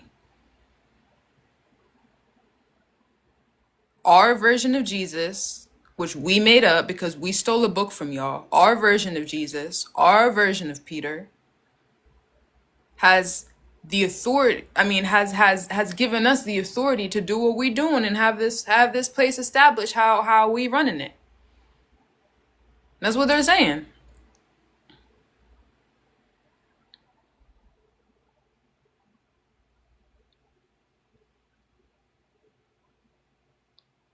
But yeah, the real one, he comes in the end days and he's flipping over the tables of everything that they had going on. So, if you prove that their Peter is false, if you prove that their Jesus is false, because it is, because they stole a book from y'all, they stole a book from us. If we prove that their thing is false, their whole thing falls down. Their whole kingdom that they've established on a fake Jesus falls down because the real Jesus, that's identity theft. I'm the real Jesus and Christ and all these things. That's me. So it's his very existence. It's our very existence that proves that these things are false. That everything, that our bondage is all false. That's why it's the revolution.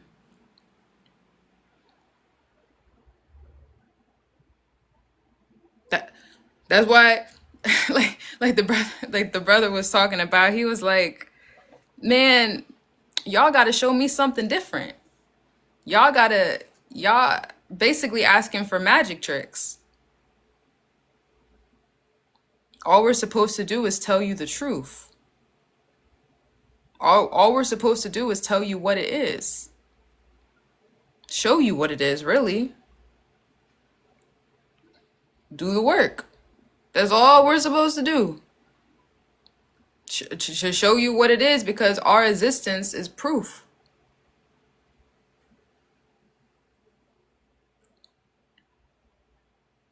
Is proof that, yeah, God's house would be I should get that scripture. It says in the end days, God's house will be established above all the mountains, and all nations will flow to it.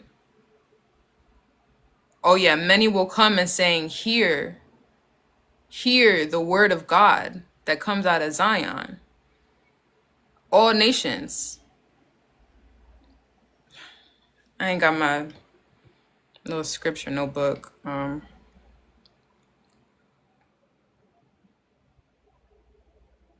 gonna look it up real quick.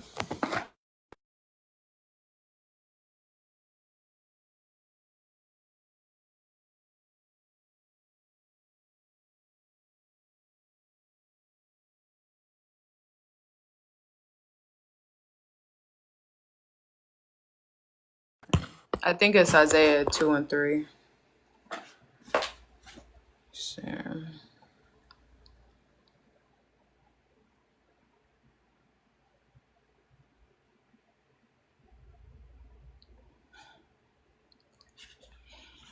Here it go again, this last days. Isaiah 2 and 2. It will come to pass in the last days, the mountain of the Lord's house will be established in the top of the mountains.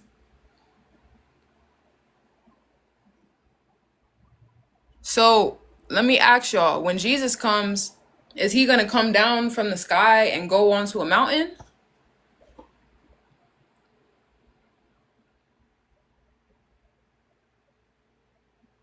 In the last days, the mountain of the Lord's house will be established in the top of the mountains and will be exalted above the hills, and all the nations will flow to it.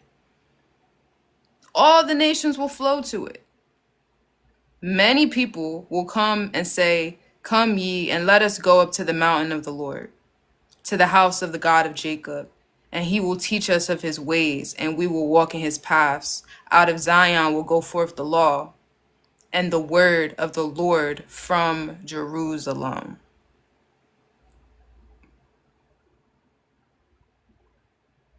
Many will come and say, "Let us go to the mountain of the Lord, to the house of the God of Jacob, and he will teach us his ways. We will walk in his paths. Out of Zion shall go forth the law, the word of the Lord from Jerusalem," because his house is on the mountain. So you have to go to the mountain to hear the word of the Lord. That's coming from Zion. That's coming from God. So it's saying someone is going to be on a higher mountain, higher than all these lies. It's higher. This is where this king is going to be sat at. And many are going to come and say, "Let us go and hear from the Lord." In these end days. So when we're talking about, oh, he comes from a higher place, that's not nothing in the sky. That's not nothing in the sky. A lot of people are waiting for it to be in the sky, but that's not where it is. He will judge among the nations. He will rebuke many people. They shall beat their swords in the plowshares and their spears in the pruning hooks. Nation will not lift up sword against nation, neither shall they learn war anymore.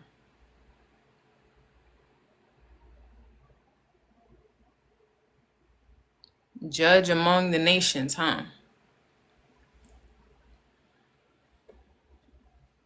A judgment against all the nations coming from this mountain of the Lord.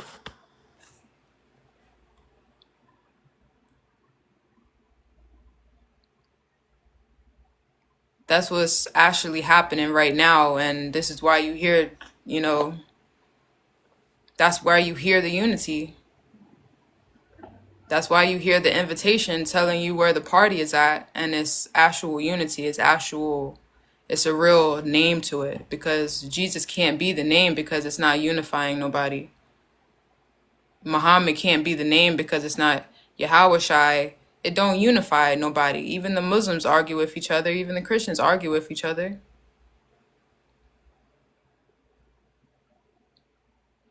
God's son on the earth, he's on the mountain. So you don't get to disagree with the truth. You just get to make a fool of yourself. You don't get to disagree with the truth. There's nothing to disagree with. It is what it is. God's son has the claim over, because he has the understanding. It was written of him. He comes in the fulfillment of the book.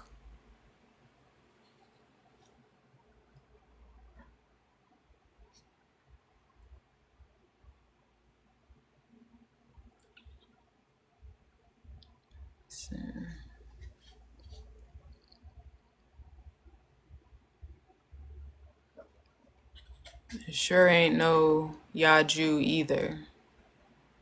Well, who is it?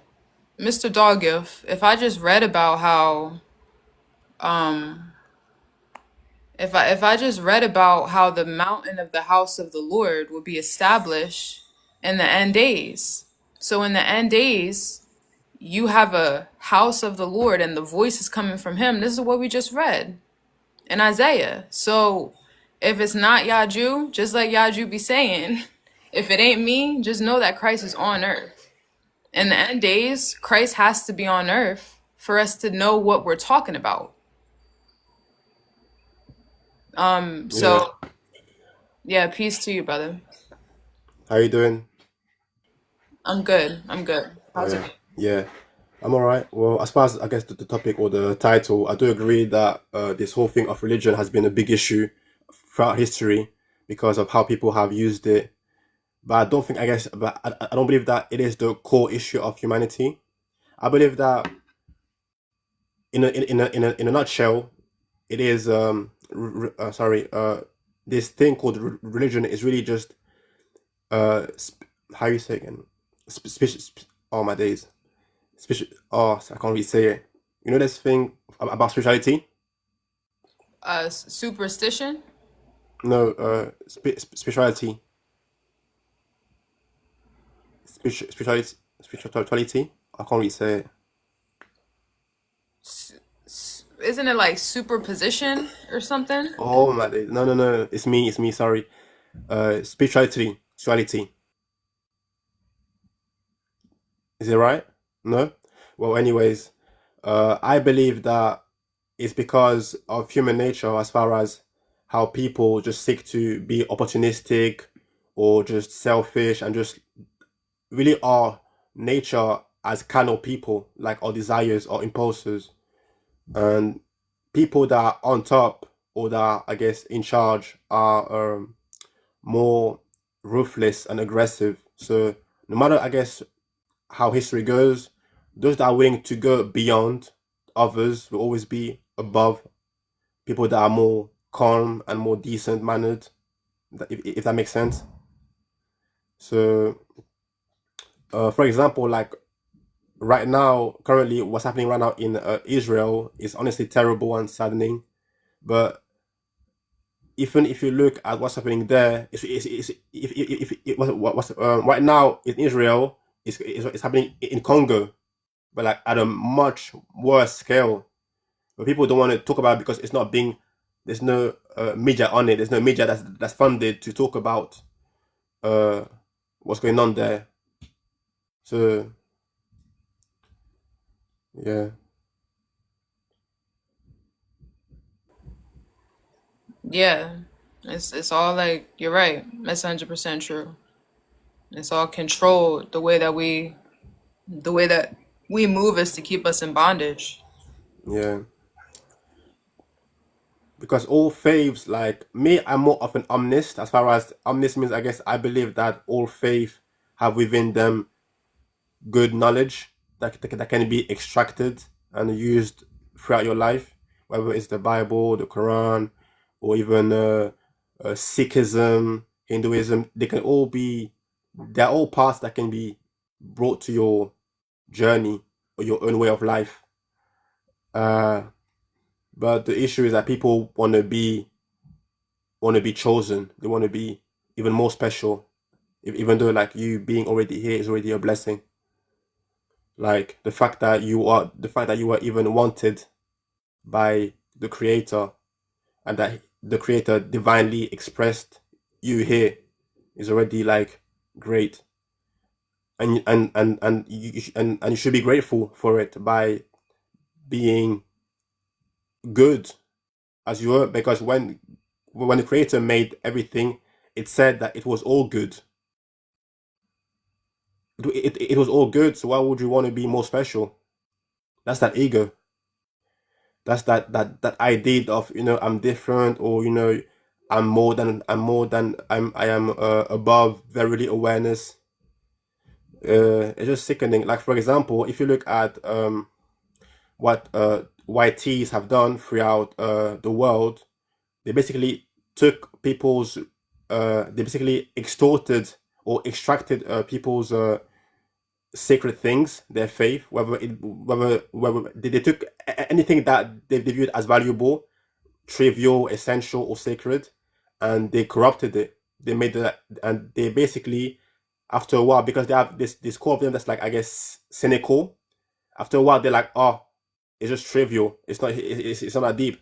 And by, I guess, making it seem not that deep, they then want to put themselves on a God level. So they bring down your faith on whatever you believe in that's sacred, and then they put themselves as godly. I hope that made sense. Because I'm African, yeah, I'm African, and being African, I am of African ancestry. That's all the way ancient. And I'm sure that back then we had our own faith and our own gods, but they came through our land, and we were welcoming towards them. We were nice to and said hey to them the same way those of America did. We were welcoming, generous, giving, and basically they just saw things to take. They were not respectful. They were not mannered. They just came stinky and filthy, and they carved books, and they just twisted and just gave it back to the world in a strange way. It's honestly like, if you actually like see like what they've done and just like take a peek, all you see of them is just degeneracy. Like there's nothing truly, I don't know. It's honestly like sickening, but yeah. Well, yeah, that's why we bring to light the Solomonic dynasty of Ethiopia, because our forefathers did know God. We did have a King of Kings. Like the Bible isn't talking about the Jesus that the colonizer has taught us about. You know, like it really comes from Africa, Ethiopia. So this stuff, like the real God is Yeah. actually the real God is actually going to take care of us. You know, but you know, that's why it says you have to repent for your forefathers' sins and your own sins, because our forefathers didn't want to listen to God either. Our forefathers knew we had a Solomonic dynasty. We had a King of Kings. We had a real like a real unity on a real kingdom of who God is. It was clear. But our forefathers wanted to go against it, and that's the only reason the white man could take advantage, because we fell apart. So but yeah, the real God wasn't gonna, it does come through in the end days to restore our kingdom and to show who God really is. I don't want to be, I guess, too, cynical or whatever, but as I journey in solitude, and as I introspect and I guess reflect on what has happened around me, I honestly believe that the only way out of this foul or cruel world was honestly through being mindful. Like I believe that the mind is on spectrum. So you have mindless and mindful, and that is a spectrum. The more mindful you are, the more you understand, and the better it is. And those who are mindful need to organize and prepare for what's coming by being, I don't want to say aggressive, about being counteractive. Because those of us who are living in that are living in places that are more urban or more, I guess, poor, we live like days by days. We live like step by step. Whilst folks that have more, I guess, of a higher economy live by decades. Like they don't really live the same way we live. So we need to really predict their next move, like what they want to do next. Like for example, why are the Jews so, I guess, into Palestine? Why are they so into it? Why can't they just leave it alone? It's because I mean, I believe that it's because it's a way for them to, I guess, change their skin like a snake, to shed skin. First they were in Germany, then they were in Britain, then in America, now they were in Palestine. That's what it really is. It's like always like a cycle of change. Next they may be in Asia. I think that this the way to solve will be honestly just being more counteractive and organized. And God won't be. I mean, God is everything. God is everything. God is. I'm grateful and everything, but I believe that we have the power. Sorry, within us to create and to solve those things. We just need to. Yeah. Yeah. Hell yeah, we do. That's we're really coming together, man. I mean, you see the energy. But yeah, it's that this is really God's show. So that's how um that's how we can actually deal with what's been done to us. Um, because God is on earth, so that's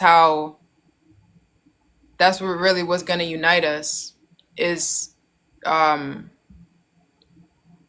God on earth and a new body. That's why the world is waiting for Christ, for this Mm, Christ figure. Because Christ isn't like a fairy tale. Christ is a king. So mm. like this king is revealing, oh, like, okay, so that's what God really is. That makes sense. I feel that. Like I kind of remember that. So like that's how our revolution is actually happening is because God wants it to, and God is sending Sorry. kingdom. Yeah. Sorry. Are you American? Yeah. Oh, great. Because I guess I like to also like let's learn up of of other cultures, especially those of like of other that are black also like outside of my culture, and I believe that your culture, the way they were able to overcome the troubling, deranged act of others was by being relentless and by being resilient. When I look at your culture, I see people that are just shiny of just people that are just impressive in their physicality, impressive in their innovations from many things they've made. Uh, Also, they also have it's showed great creativity in being artistic, from music to fashion. People that have just a swagger to them and that are just popular naturally.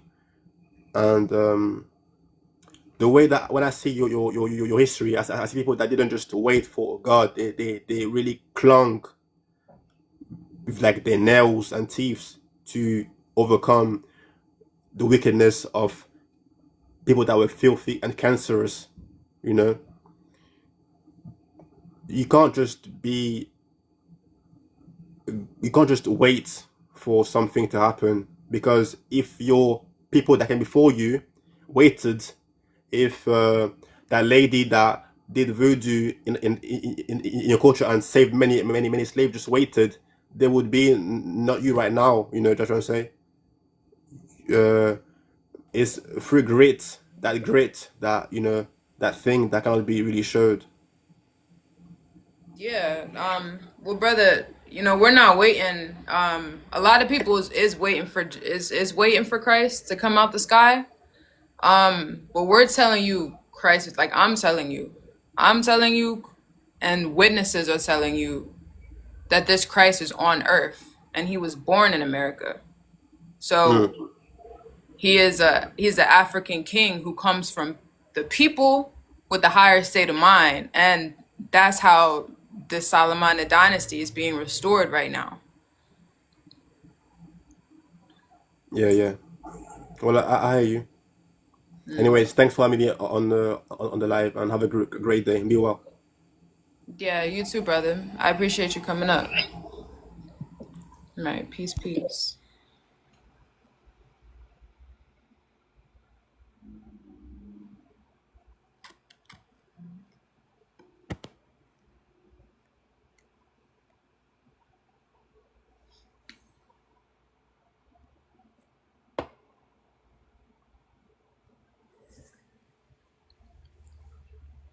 Yeah, a lot of us don't know about the Solomonic dynasty, y'all, and that's one of the most like slap in the face things that somebody ever told me.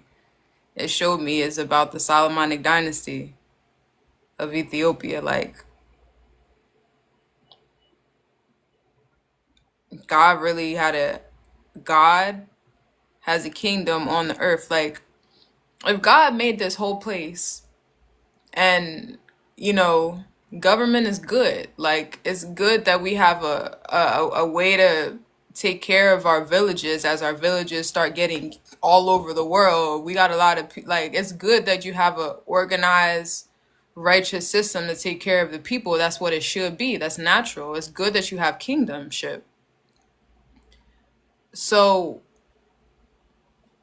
um the Solomonic dynasty, I don't know how long, I don't know if it's been since humanity, but that's what it was. It was God's actual kingdom on the earth. God made this place. Of course, it does make sense that God wouldn't just have us out here fending for ourselves, but God would have something to do with the government.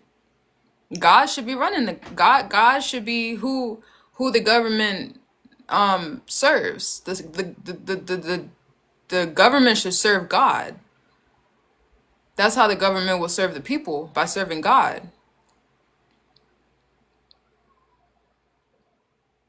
So right now we have the colonizers government.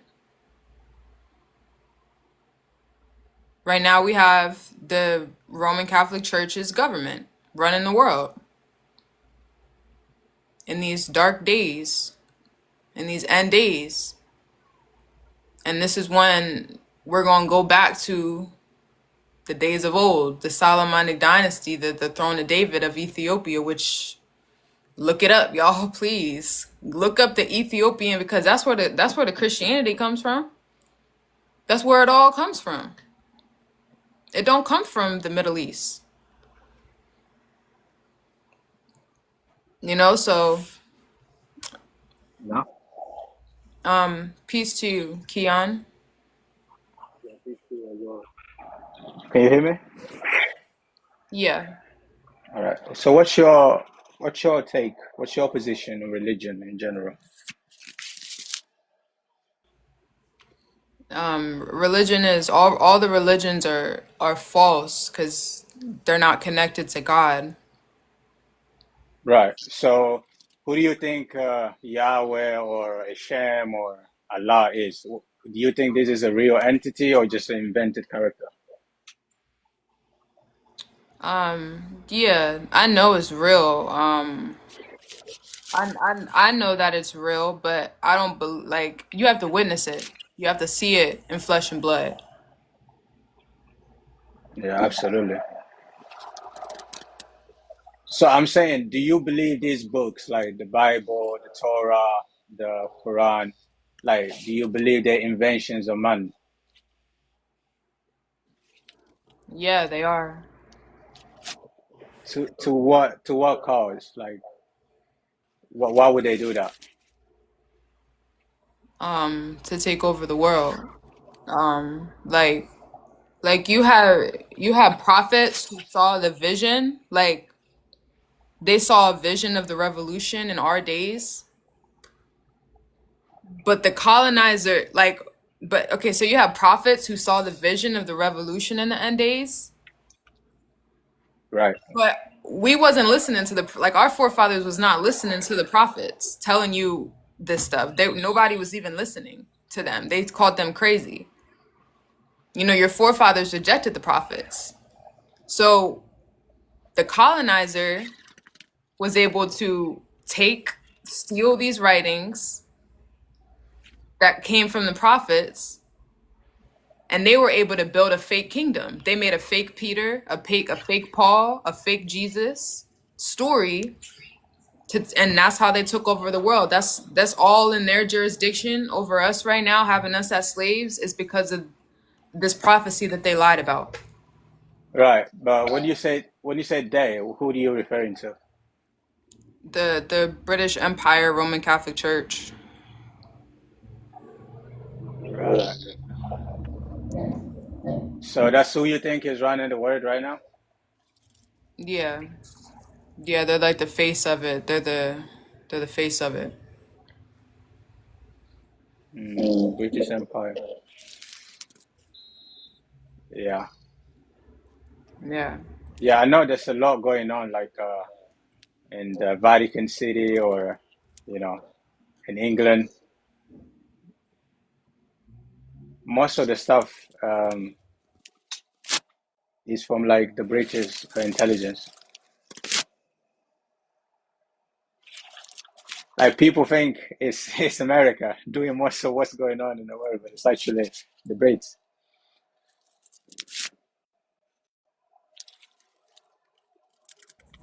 Yeah, that's true. Yeah, America's owned by the British Crown. The whole world submits to the British Crown. Everybody is submitting to this because that's how they have the Pope. They say that on Peter, I built this rock. So the whole world is agreeing to the Peter that's been given to them. The whole world is agreeing to the doctrine that's they don't even know what they're believing in. And this is why it has to fall. Do you think the fall of religion is imminent? Like, how many years would you give it to when maybe like we know more about ourselves? You know that most of these religions, mostly Abrahamic religions, are gonna fall. What's the timeline for that? Real soon. Real soon. My guess is very soon. It's like a few years soon. Right. So like 5 years. Yeah, because the government is being gathered right now. The replacement, the real King of Kings, the real Solomonic, the real birthright, the real inheritance from God. He's already here on earth, gathering his counsel and establishing his judgment. So it's already very close. He's been working for a long time, and it's really, it's really happening. Right. So what does society looks like when religion is gone and like how do you imagine that type of society where there's no religion? Or at least do you envision like a new form of religion? What do you say? No, it's just not gonna be no more teachers, basically. Like, we're not really gonna be believing in stuff. It's just more gonna be what you can show and prove, and um, living life more abundantly because we're not getting tricked into believing in lies no more.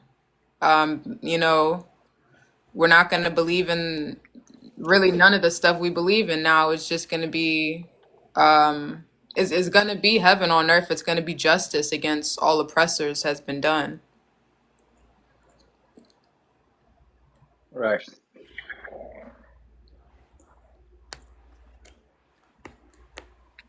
What does like what type of role do you think AI would play in all of this? AI is kind of helping as a tool. It's kind of like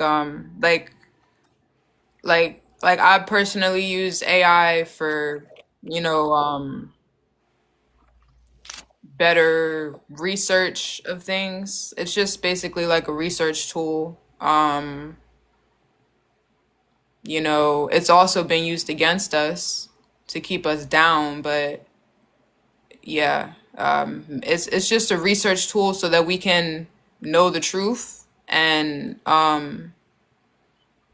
you know, actually take our stand for our real rights to inherit the earth, and do what needs to be done. Right. Yeah. I mean, I think it could be good or bad. It really depends on who controls it and how they want to use it, you know. Because, for example, just lately, digital ID has been announced in the UK. So I think we will have way less privacy in the future, to be honest with you. I didn't hear the first part that you said. Yeah, I said digital ID is being announced in the UK. That's basically AI. That's that's how they're gonna have access to your phone. I don't know whether it's gonna be really beneficial to us, you know. Well, I mean, the British Empire is finna is really is facing judgment right now because of God on earth. And this is, why I'm a witness to tell you that the British Empire is not going to be oppressing nobody after these 5 years or however long.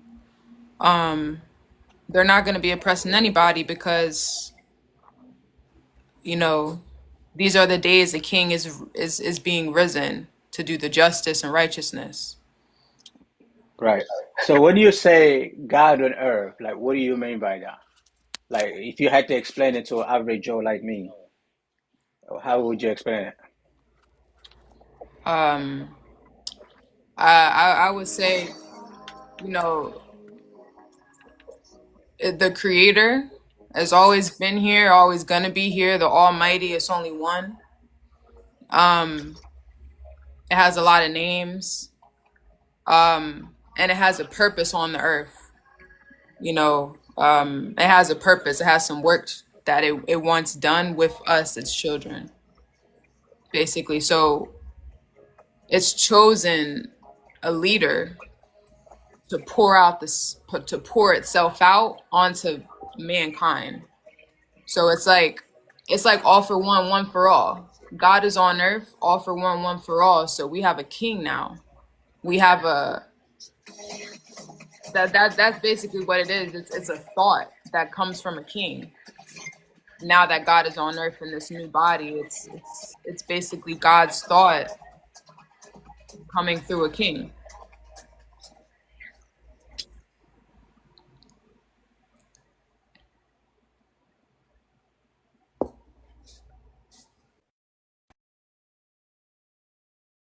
I don't know what happened to bro. I didn't push him down.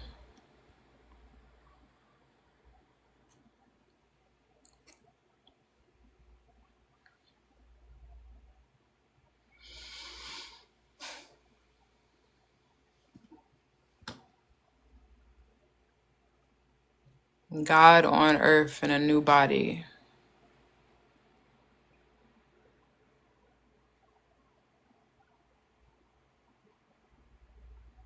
Yeah, it's like, and that's such a deep few little words right there. God on earth in a new body. That's been the king's title, Yaju's title for a while. God on earth in a new body when he will go live because it's so important. Like, it's like, you know how people like hate God and they're like mad at God because they're like, come on, man, like you put me in hell. Like, if you real, why'd you put me here? Like, this ain't even fair. So a lot of people are really mad at God. And a lot of people don't believe in God because it's like, if you're real, how could you let this happen? This don't even make no sense. And that's just like the truth, isn't it? Just because you don't get it, that doesn't mean it's not there. Just because it isn't clear to you, that don't mean it ain't shining. So like this God on earth in a new body, this is a regular flesh and blood brother, just like everybody else is a brother or a sister. This is a regular flesh and blood. But can you see God behind this brother? And then that would be really the thought that is moving him, because you know that he's the son of God because of what he does, because of the sacrifice that he makes. That's how you know, oh yeah, that's the one. Because look at what he's doing. Like, look at, yeah, that's the one, because that's God. It say if you're really Abraham, you'll rejoice when you see him, because you're going to recognize the highest. You're going to recognize the fullness, the completeness. That's truth. That's absolute. That's, yeah, he's the one. He's on the right hand of that. Yes, he is. You're going to see that.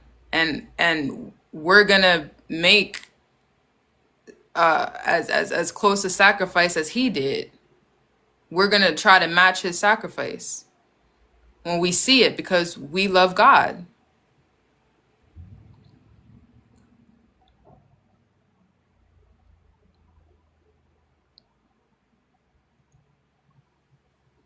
No. And the flesh and blood part is what be getting people. We have an issue with him being a flesh and blood brother. You know, and that's why he was chosen, to really bring the love back.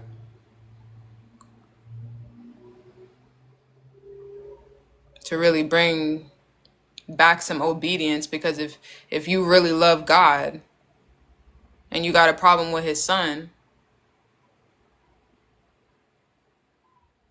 you're really, really lost.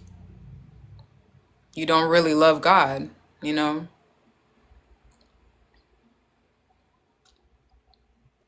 Like the brother says, God is testing us right now. How much do you really love God when he's shown himself right in front of you through someone who's just like you? How much do you still really love God? You know?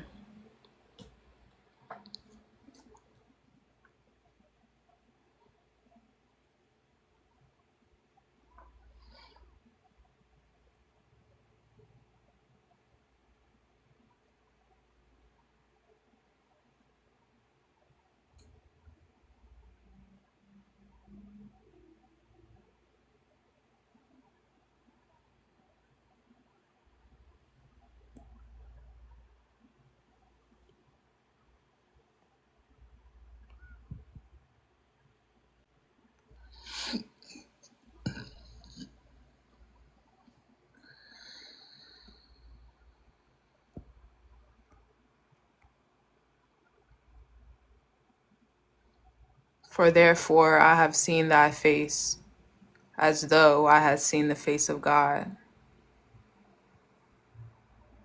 Yeah.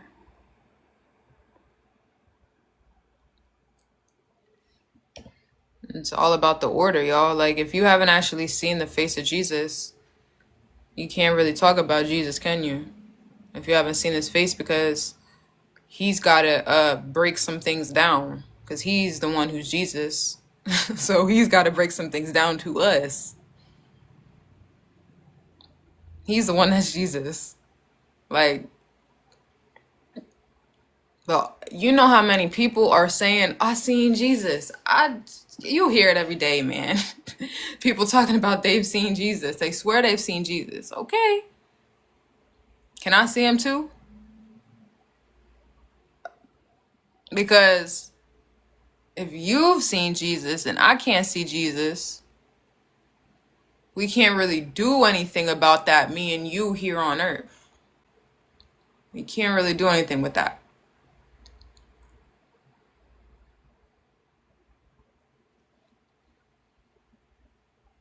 But everyone's saying it, ain't they? But it says he has a face. Right, they say they heard his voice. He has a voice. He has a face. He has his own life, actually. He's an actual person. He was what's it say?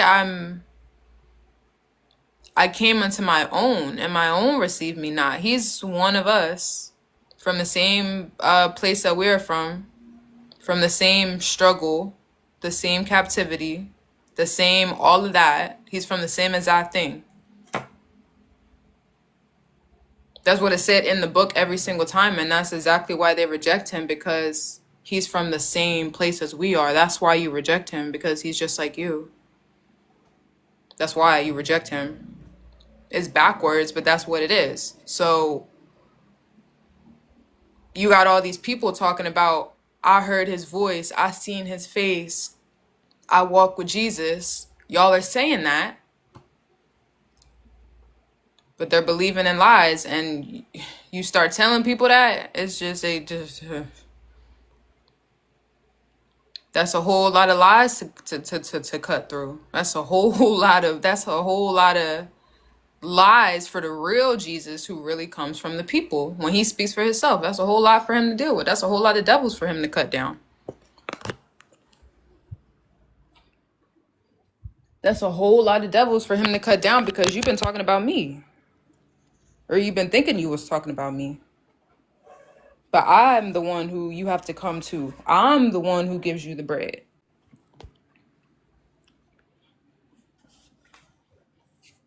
It also say in there, you can't give out no bread if you have leaven in it. You can't give out no, and those are just life principles anyway. You can't, if you don't know what you're talking about, you can't be talking. If you don't completely know what you're saying, you can't be saying it. So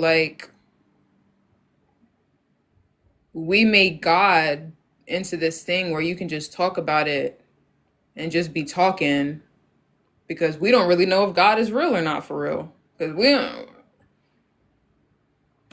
we're not even sure for real if God is even real, because of all the lies that's been talking about God, all of the confusion. But you know how you're going to know God is real is because it's finna be a revolution, and it was prophesied about. That's how you finna know God is real, because he finna actually do the revolution, and it was written about. So now you can't even, now can't nobody even say God ain't even real no more, because it was a book that said he was finna do the revolution, and then he did it. So y'all can't say shit no more. Huh? And exactly the revolutionaries who were sent to do it, they're all on one accord, and everything is very simple. The yoke is easy, and the burden is light. So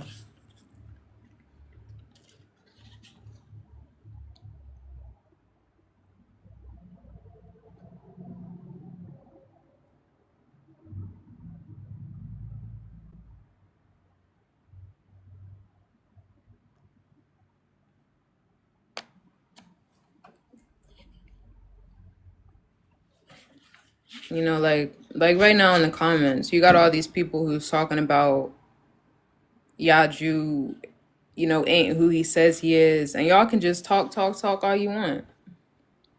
Just like you can talk about Jesus, and talk about things that you have not seen or heard. You have not seen Jesus. You did not talk to a prophet. You did not talk to Mark, Luke, John. You didn't talk to none of these people. But you can go about all this Babylon that you think you know about this Bible. You can go on and go on and go on, and you're going to keep on doing it. But in that day, this king is finna be risen up, and all nations will flow to him. He's going to inherit the earth. Then you won't be able to talk, because when it actually defeats your devil, when it defeats, or not even the devil, but when it defeats the beast system, when it defeats the Roman Catholic Church, the man from the ghetto, from Baton Rouge, Louisiana, a regular brother like you and I who defeats the Roman Catholic Church, ain't nobody gonna be able to say nothing. That's when it's going to be like, oh my God, wait, so let me just consider all the things I've been believing in and just deal with what I know for a second. And then it's going to be like, oh my God, look at what I've been doing. Because we're dealing with, this stuff is the truth. It's not about what you believe in.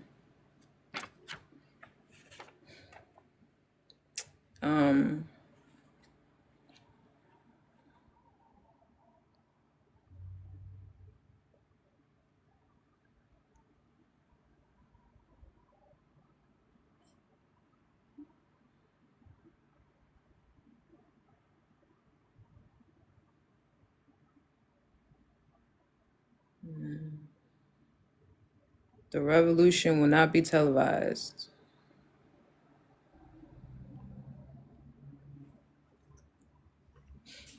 Yeah.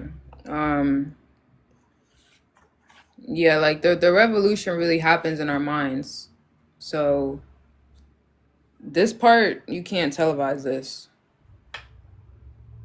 All the sacrifices that are being made right now for us to follow God, you can't televise that. That's something that happens inside. That's what's not televised. But because it happens on the inside first, it's going to be manifested. And everybody is going to know. And our oppressors ain't going to be able to lie to us because, nope, we caught up. So they're not going to be able to keep on doing what they've been doing.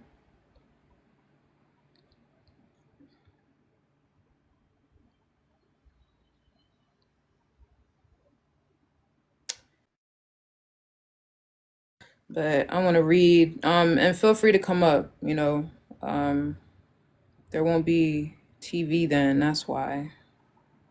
No, it's still going to be TV and stuff.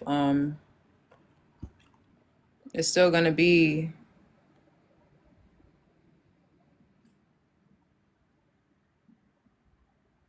yes, it's going to be the news coming out is going to, it was a video. I think one of the guys who made up the sayings, I think he was a part of the Black Panthers or something like that. He had said the reason why we said the revolution is not televised is because it happens in the mind.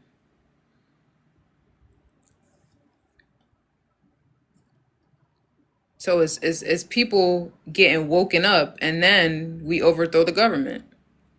We overthrow the system because they lied to us. They put us to sleep. They gave us knockout gas. But we wake up and we overthrow them because they don't actually have the authority that they've been acting like they have. So,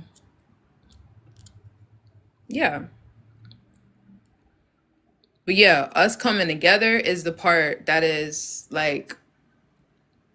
you have patience for the government being gathered. You have patience for us actually gathering because, once that is done, then we're really able to judge the world.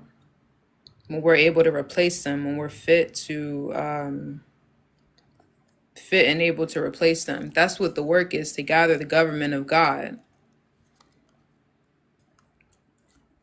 To gather the elect. To gather the new kings and queens who are inheriting the earth. To gather us. That's what the work is. When we gather us, we're going to put it on TV. And that's how everybody is going to know. And everybody's going to have a change in their mind. And that change in our mind is not going to be on TV. You know what I'm saying? When everybody on the earth, when they turn on the TV and somebody's saying that, showing us what Yaju Judah has been doing and his saints that he's been gathering, showing what the niggas kingdom has been doing, You know, basically what we've been telling you, but they gonna say it, and then y'all gonna believe it. Basically, the haters is gonna be like, "Oh shit, damn it," and people who haven't heard of this is gonna,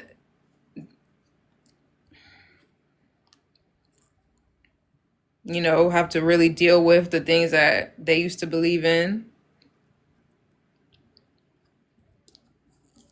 A lot of people is gonna be mourning their Jesus, and then they're gonna be dancing in gratitude for the rest of their life because shit, I didn't know it was in my generation. Like, Jesus is cooler than I thought.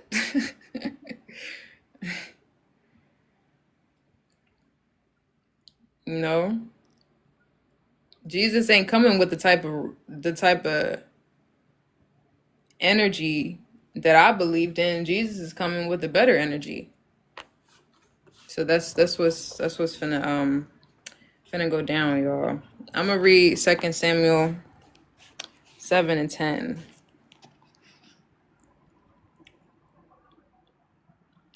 Moreover, I will appoint a place for my people Israel, and I will plant them,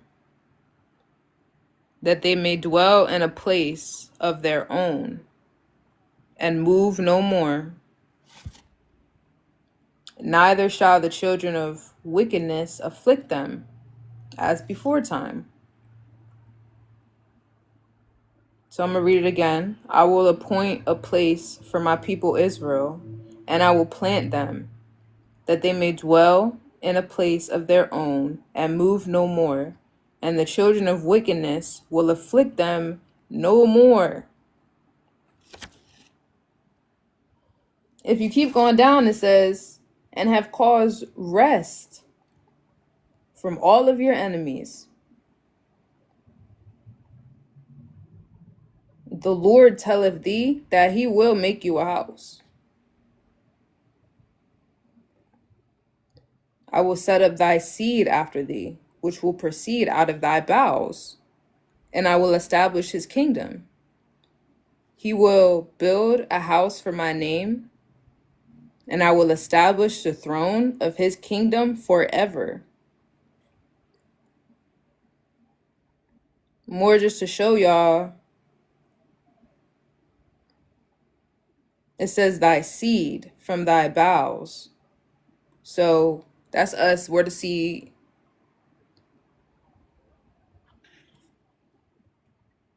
And the kingdom will be established. A seed don't come from the sky. A seed comes from the dirt. You know, so establishing the throne of his kingdom forever, you have to deal with the fake kingdoms on the earth for it to be forever. You have to get rid of, you have to level out the foundation first.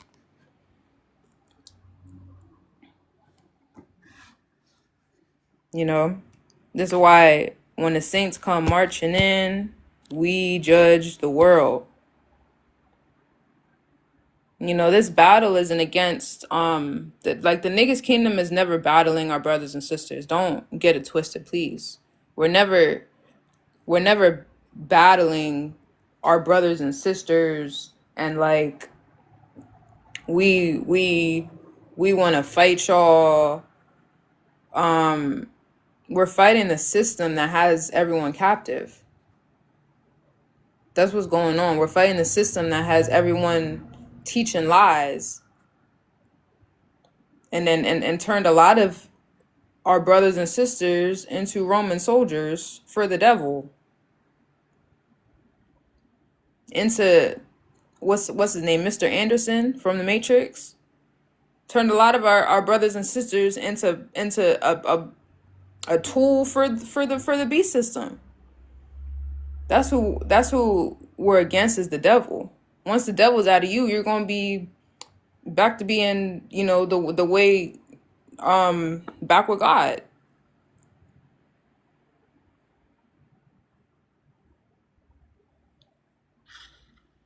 So this war is simply against the lies, y'all. And that's heaven, is it not? And again, that can only happen because of the sacrifice that has been made. You know, who is going to unify us? Like my brother say, where is the round table at? Where is us putting aside our differences so that we can come together and like I heard of it. Where are they at? It's somewhere in the South. They had, I think it's called Freedom Land or Freedom City or Freedom Town or something like that. They had bought like a whole bunch of acres of land and come together for a free, righteous community. Like, where's that stuff at? You know what I mean? Like, they really came together to separate themselves from this system. This is why they came together for. And I'm sure they might disagree about Jesus a little bit in that community. But they came together to separate themselves from the real enemy.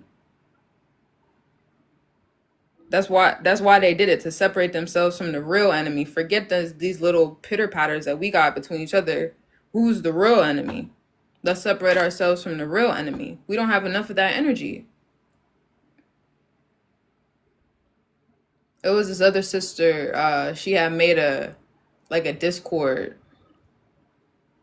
She had made a Discord, and it was like, what was it? Let's see the comments. She had made a Discord. I forget what it was, but you know, now it's all about us coming together, man. That's all it is.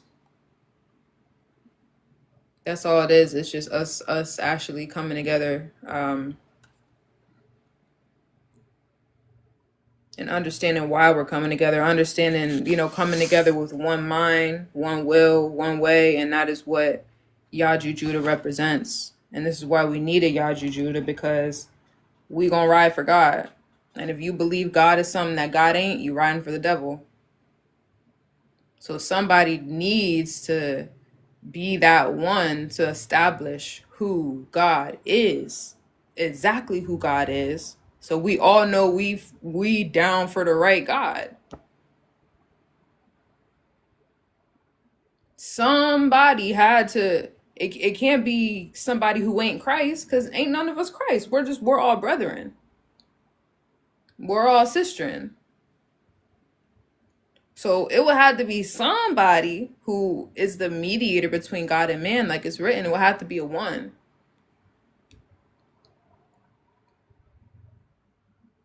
It would have to be a one.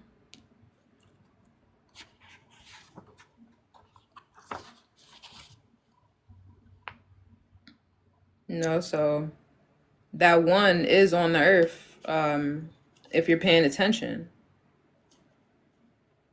You know, this is that calling to give your gifts to the star.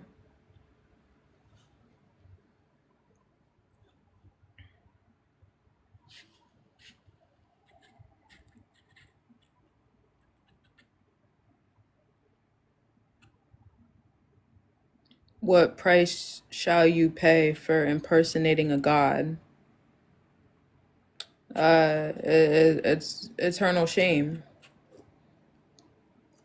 No, it's basically the same as everything else. It's like, if you've been faking,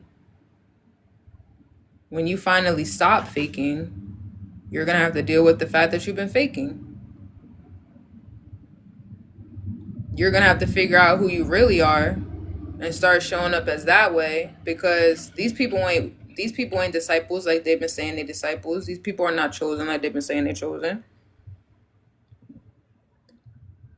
A lot of people are faking and they don't know that they're faking. So you're gonna have to deal with the fact that you've been faking. Now everybody's finna know who the fake is and who the real is in the end days. Not now, but after This revolution, everybody's gonna know who's been faking and who's been telling the truth. Everybody's gonna know. So, you're just gonna have to deal with the fact, like, damn, I've been lying. Like, I said I love God. Look what I did.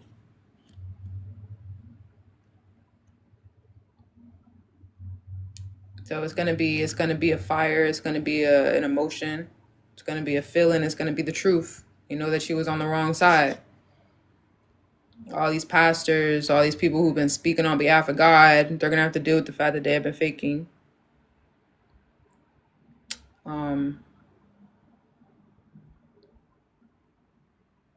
You know, but you're still in heaven because you've accepted the truth. Heaven is when you accept the truth. Like, okay, I had to be a devil to get here, but I'm here, so and that's what it's gonna be like. That's actually gonna be heaven. It's just, a humbling experience for humanity. Very humbling experience.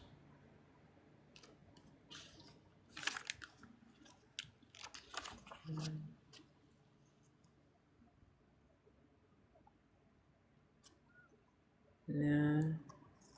I didn't really want to come on here too long. So God, I think I'm gonna hop off at 2 p.m. EST. So yeah, please feel free to come up. So that we can have the conversation. What's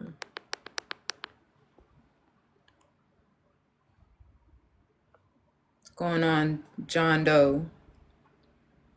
Peace and blessings to you.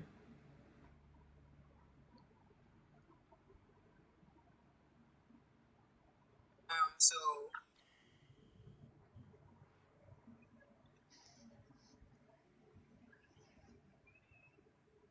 what's going on, John?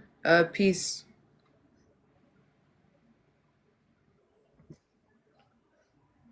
Do you want to live forever?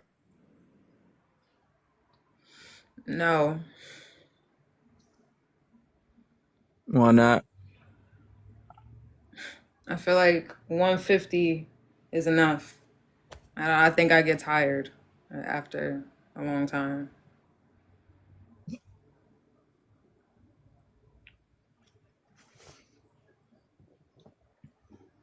You get tired of what? I think humans are humans pass away for a reason. Older folks, they get tired after a while. They don't, they did what they were supposed to do, and then they leave.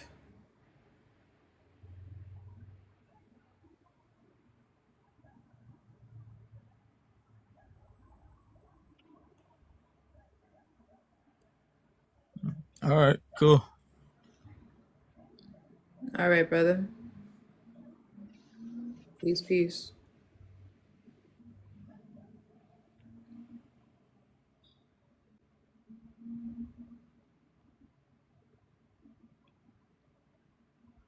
Fall of religion while promoting a religion. I can't invite you up, but feel free to come up, man, because you're not understanding what's going on. This isn't a religion. If Christ was on earth, y'all think he's going to join a religion? Y'all think he's going to teach a religion? He's not. He's going to represent God. He's going to actually be the one who's worthy to rep God. He's going to be the firstborn to rep God. So, religion, that's believing in something. If he's the son of God, he's the son of God. Even the Romans had to accept it at the end, didn't they? Even the Gentile, even the devil. Even the devil has to at the end of this. Yeah. You got it, man. He's gonna have to say you got it, man. Listen, I'm sorry. You got it, man. This isn't a religion. This is, you got it, man. He got it. He's inherited the earth because it's the truth. I mean, shit. This is how it needed to happen. This stuff is too real. Religion is believe in a fuzzy feeling that I give you. Religion is worship a dead prophet. Religion is you're reading about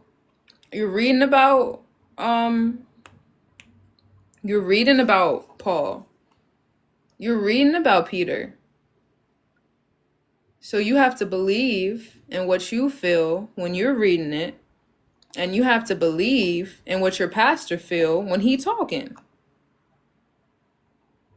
You have to believe in mankind's thoughts. You have to believe in mankind's ways. You have to believe in it. You have to make it real in your mind, basically. But one thing about Yaju Judah, he has never told y'all nothing that he isn't doing with his own blood, sweat, and tears, with his own sacrifice. He's not telling you nothing that he is not doing. He has been born in the foreign land, scattered in the foreign land, just like it's written he was. He is the one who the Spirit descended on as a dove. That's him. He is the one. He was he's not telling you about what somebody said about a Jesus and a history story, and he's not doing that. He's telling you, I am. This is what happened to me. This is my testimony. Faithful witness. I am judging the world. I was given. This was given for me. This was written about me.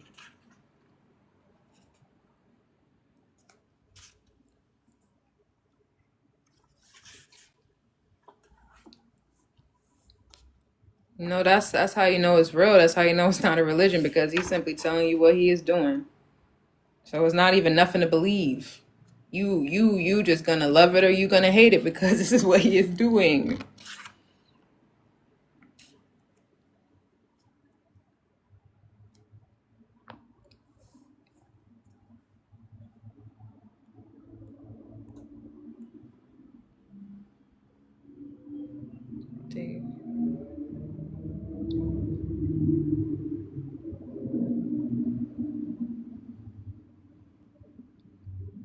Yeah, we're promoting unity. We're promoting love. We're telling the truth. That's what we're doing. We're not promoting a religion. We're promoting our brothers and sisters to recognize the real and to unite with them so that we can overcome. That is what we're promoting.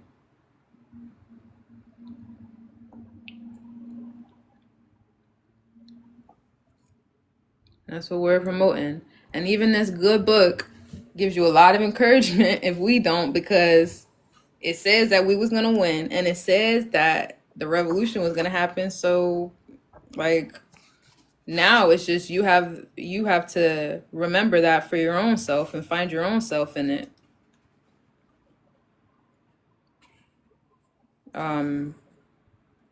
Contact the website if y'all haven't already, look at everything that's on the website. It's for your enlightenment. Go to yajujudah.com. That information that's on the website is so like crisp. It's exactly what is exactly what you need to see to really understand our standpoint, because sometimes in these conversations, you got to listen for a little bit to really, because it goes so deep. But yeah, you read through that website, it's gonna really help us understand the God's kingdom on the earth and its history and its future.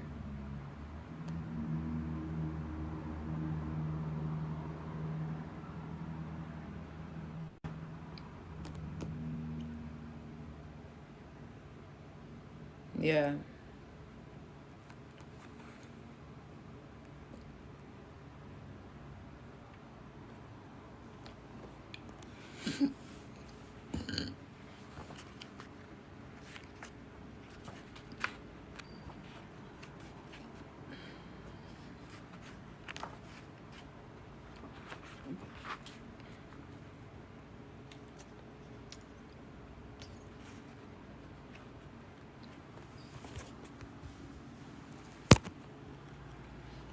Understanding our history and our future, man.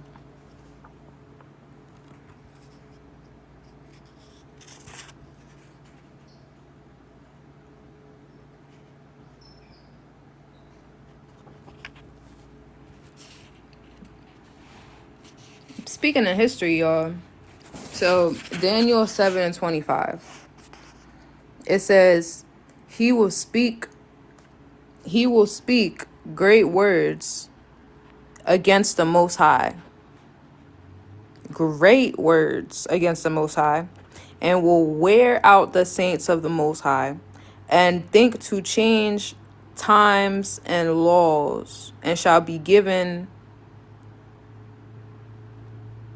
they shall be given into his hand for a time and times, and the dividing of time. But the judgment shall sit, and they shall take away his dominion, to consume and destroy it until the end. And the kingdom and dominion and greatness of the kingdom under the whole heaven will be given to the people of the saints of the Most High, whose kingdom is an everlasting kingdom, and all dominions shall serve and obey him.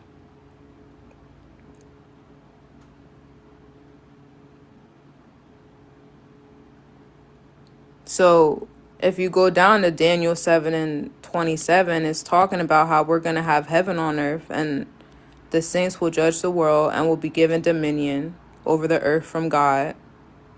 And then in Daniel 7:25, it says the whole world had got tricked about times and laws.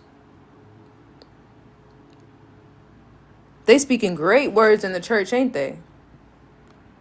They're speaking great words. They're getting a big applause. They're getting you tell somebody that you preach to somebody Jesus, you get a whole bunch of praise and it's all good. Those are great words.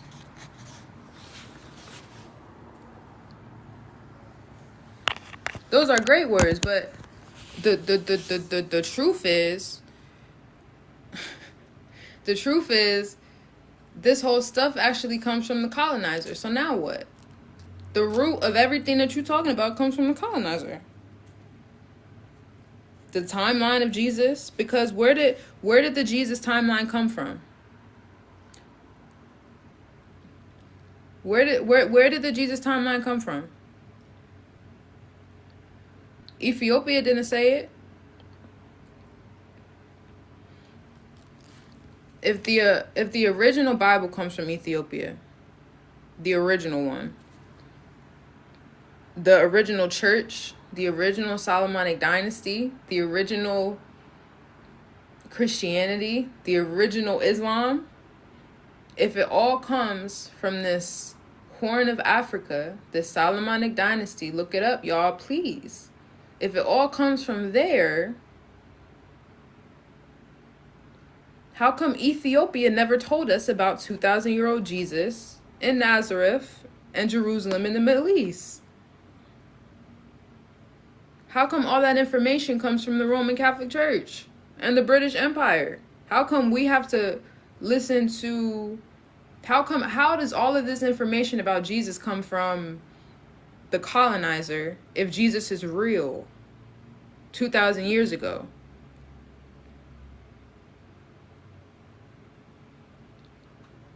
And if he is real, then he better come in our days and tell the truth, because the truth has never been told.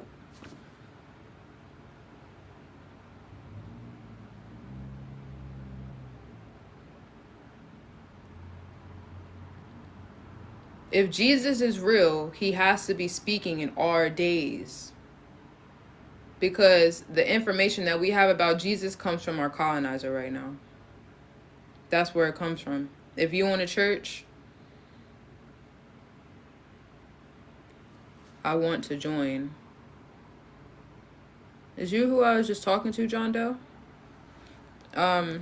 The information that we have about Jesus right now is coming from the Roman Catholic Church. It's coming from the British Empire. Every time people is talking about a history story of Jesus, they're like, oh, I get my information from the early church fathers. I get my information from King James. I get my information from the popes of Rome. That's where we get our Jesus information from. So it has to be false.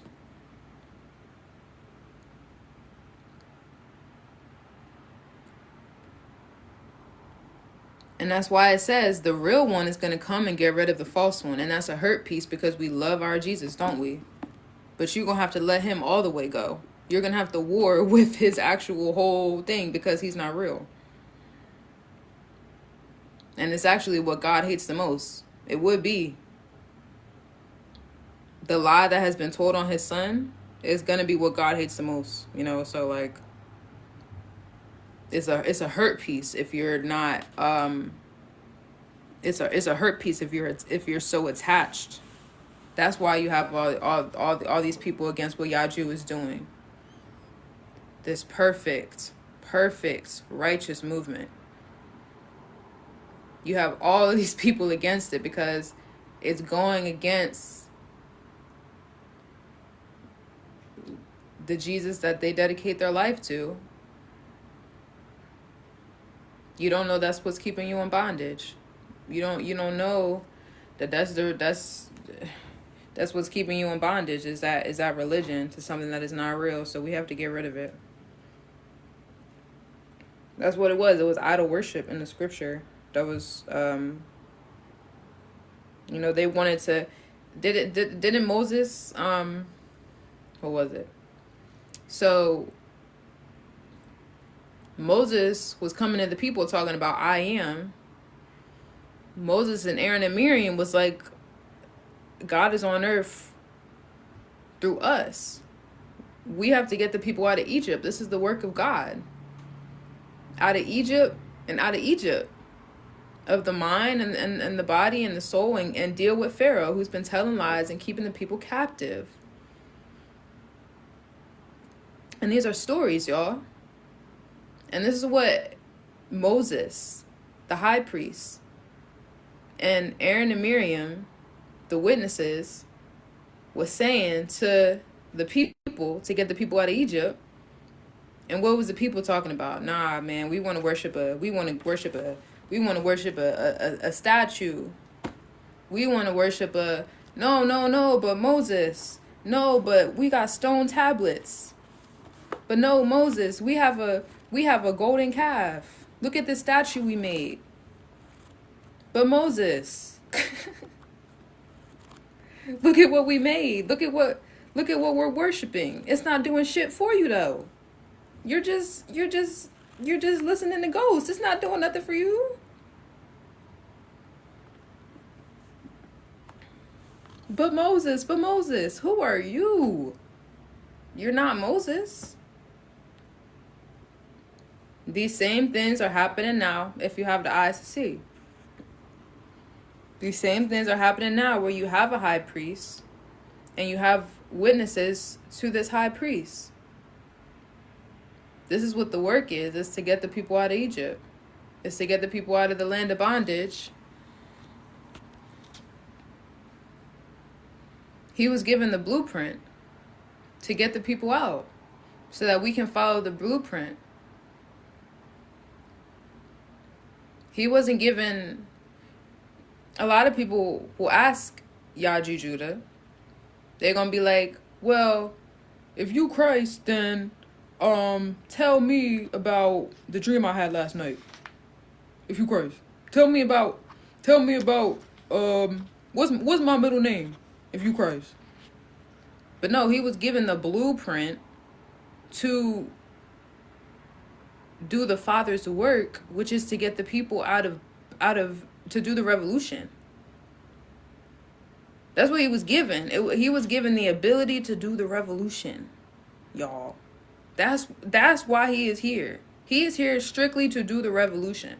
And everybody who wants to take part in the revolution will come to him because they're going to recognize real that he's really about the revolution, which is what God's work is on the earth.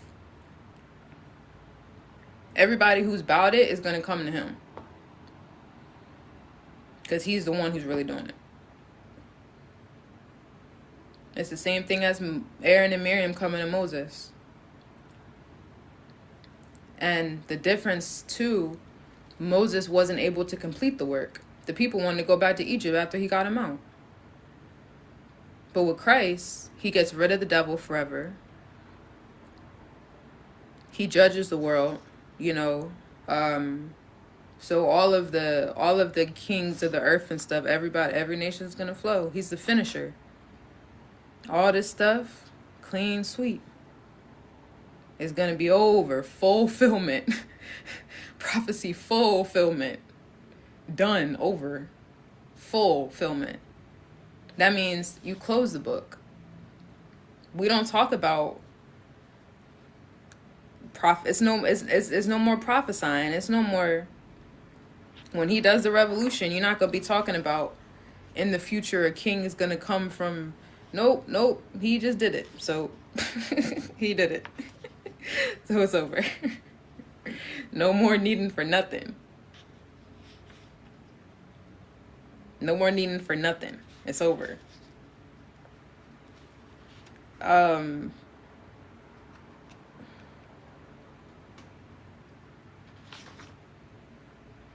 There's a scripture in Zechariah. Let me say.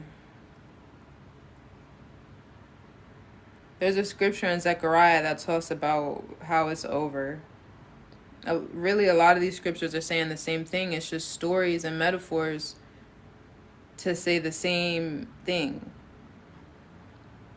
It's really saying the same thing. Like, that really helped me understand listening to Yaju, because at first I was listening to Yaju and I was like, you know, I had to listen like everybody else. And then when I recognized who he is, I was like, all right, let me get where you at. Like, let me hear you. Like, let me understand where you're coming from, right? Like, cause I recognize where you are, but I got a lot of catching up to do. I'm trying to go in the book and trying to follow along. And I was going in the book of Isaiah when it's talking about the war, and because in Isaiah there's a lot of about the sword. You know, Christ comes with the sword and he's coming to fight in all the nations. And I was getting confused. I was like, wait, so is it finna be like a bloody, is finna go down? Like, is it finna, like, I had to ask that because I was genuinely confused. I'm trying to figure out, is this really finna be like a bloody war? I wasn't understanding that the sword is with the mouth. It's the truth. The truth versus the lie. In my mind, I wanted to make it bloody. So going in this book is really a really quick way to confuse yourself.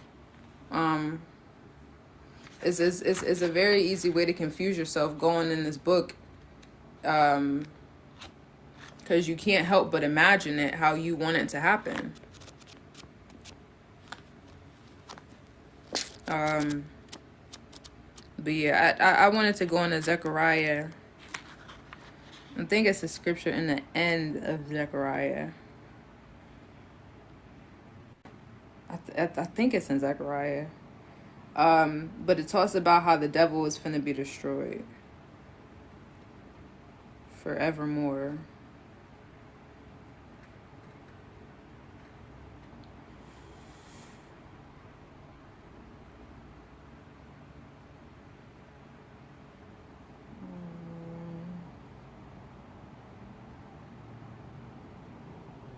Yeah, here it is. Isaiah 13:2. It shall come to pass in that day, says the Lord of hosts, I will cut off the names of the idols out of the land, and they will no more be remembered. I will cause the prophets and the unclean spirit to pass out of the land.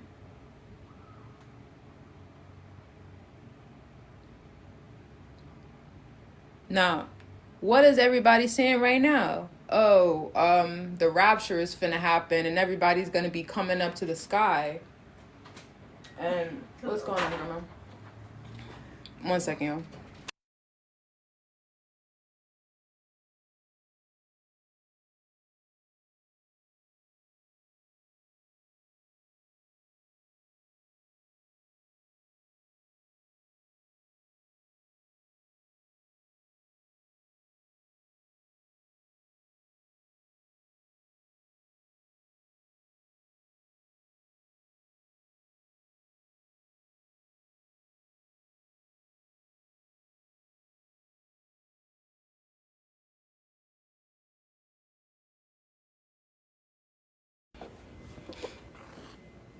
But what is they saying? That a rapture is finna happen and everybody's gonna get caught up to the sky, right? But it says in the scripture that the earth is gonna be healed. The earth is gonna be healed.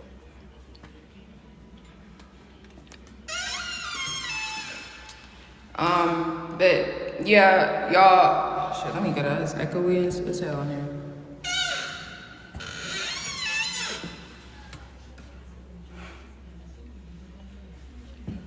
But yeah, I'm gonna shut it down. Something did come up. Yeah, I was gonna shut it down around 10 minutes anyway. But yeah, YahJujudah.com, y'all. You know, this is about nation building for God. You know, if you love God, you will come to this movement. I promise you that. You know, this is the like giving yourself to God. We actually have an example for that. Instead of like doing it our own way, we have an example of how to give ourselves to God now. We have many examples that's being risen up. We have a order to this. It's not just, you know, God ain't disorganized, it's orderly. So these things can be done perfectly. So go to YahJujudah.com. Great works is being done, and we hope that you will be a part of it. You know, to help it get done, everyone is going to be a part of it in the end. This is God's will. It's to free the people. But yeah, peace and blessings. Salute to the niggas kingdom. And yeah, peace, y'all.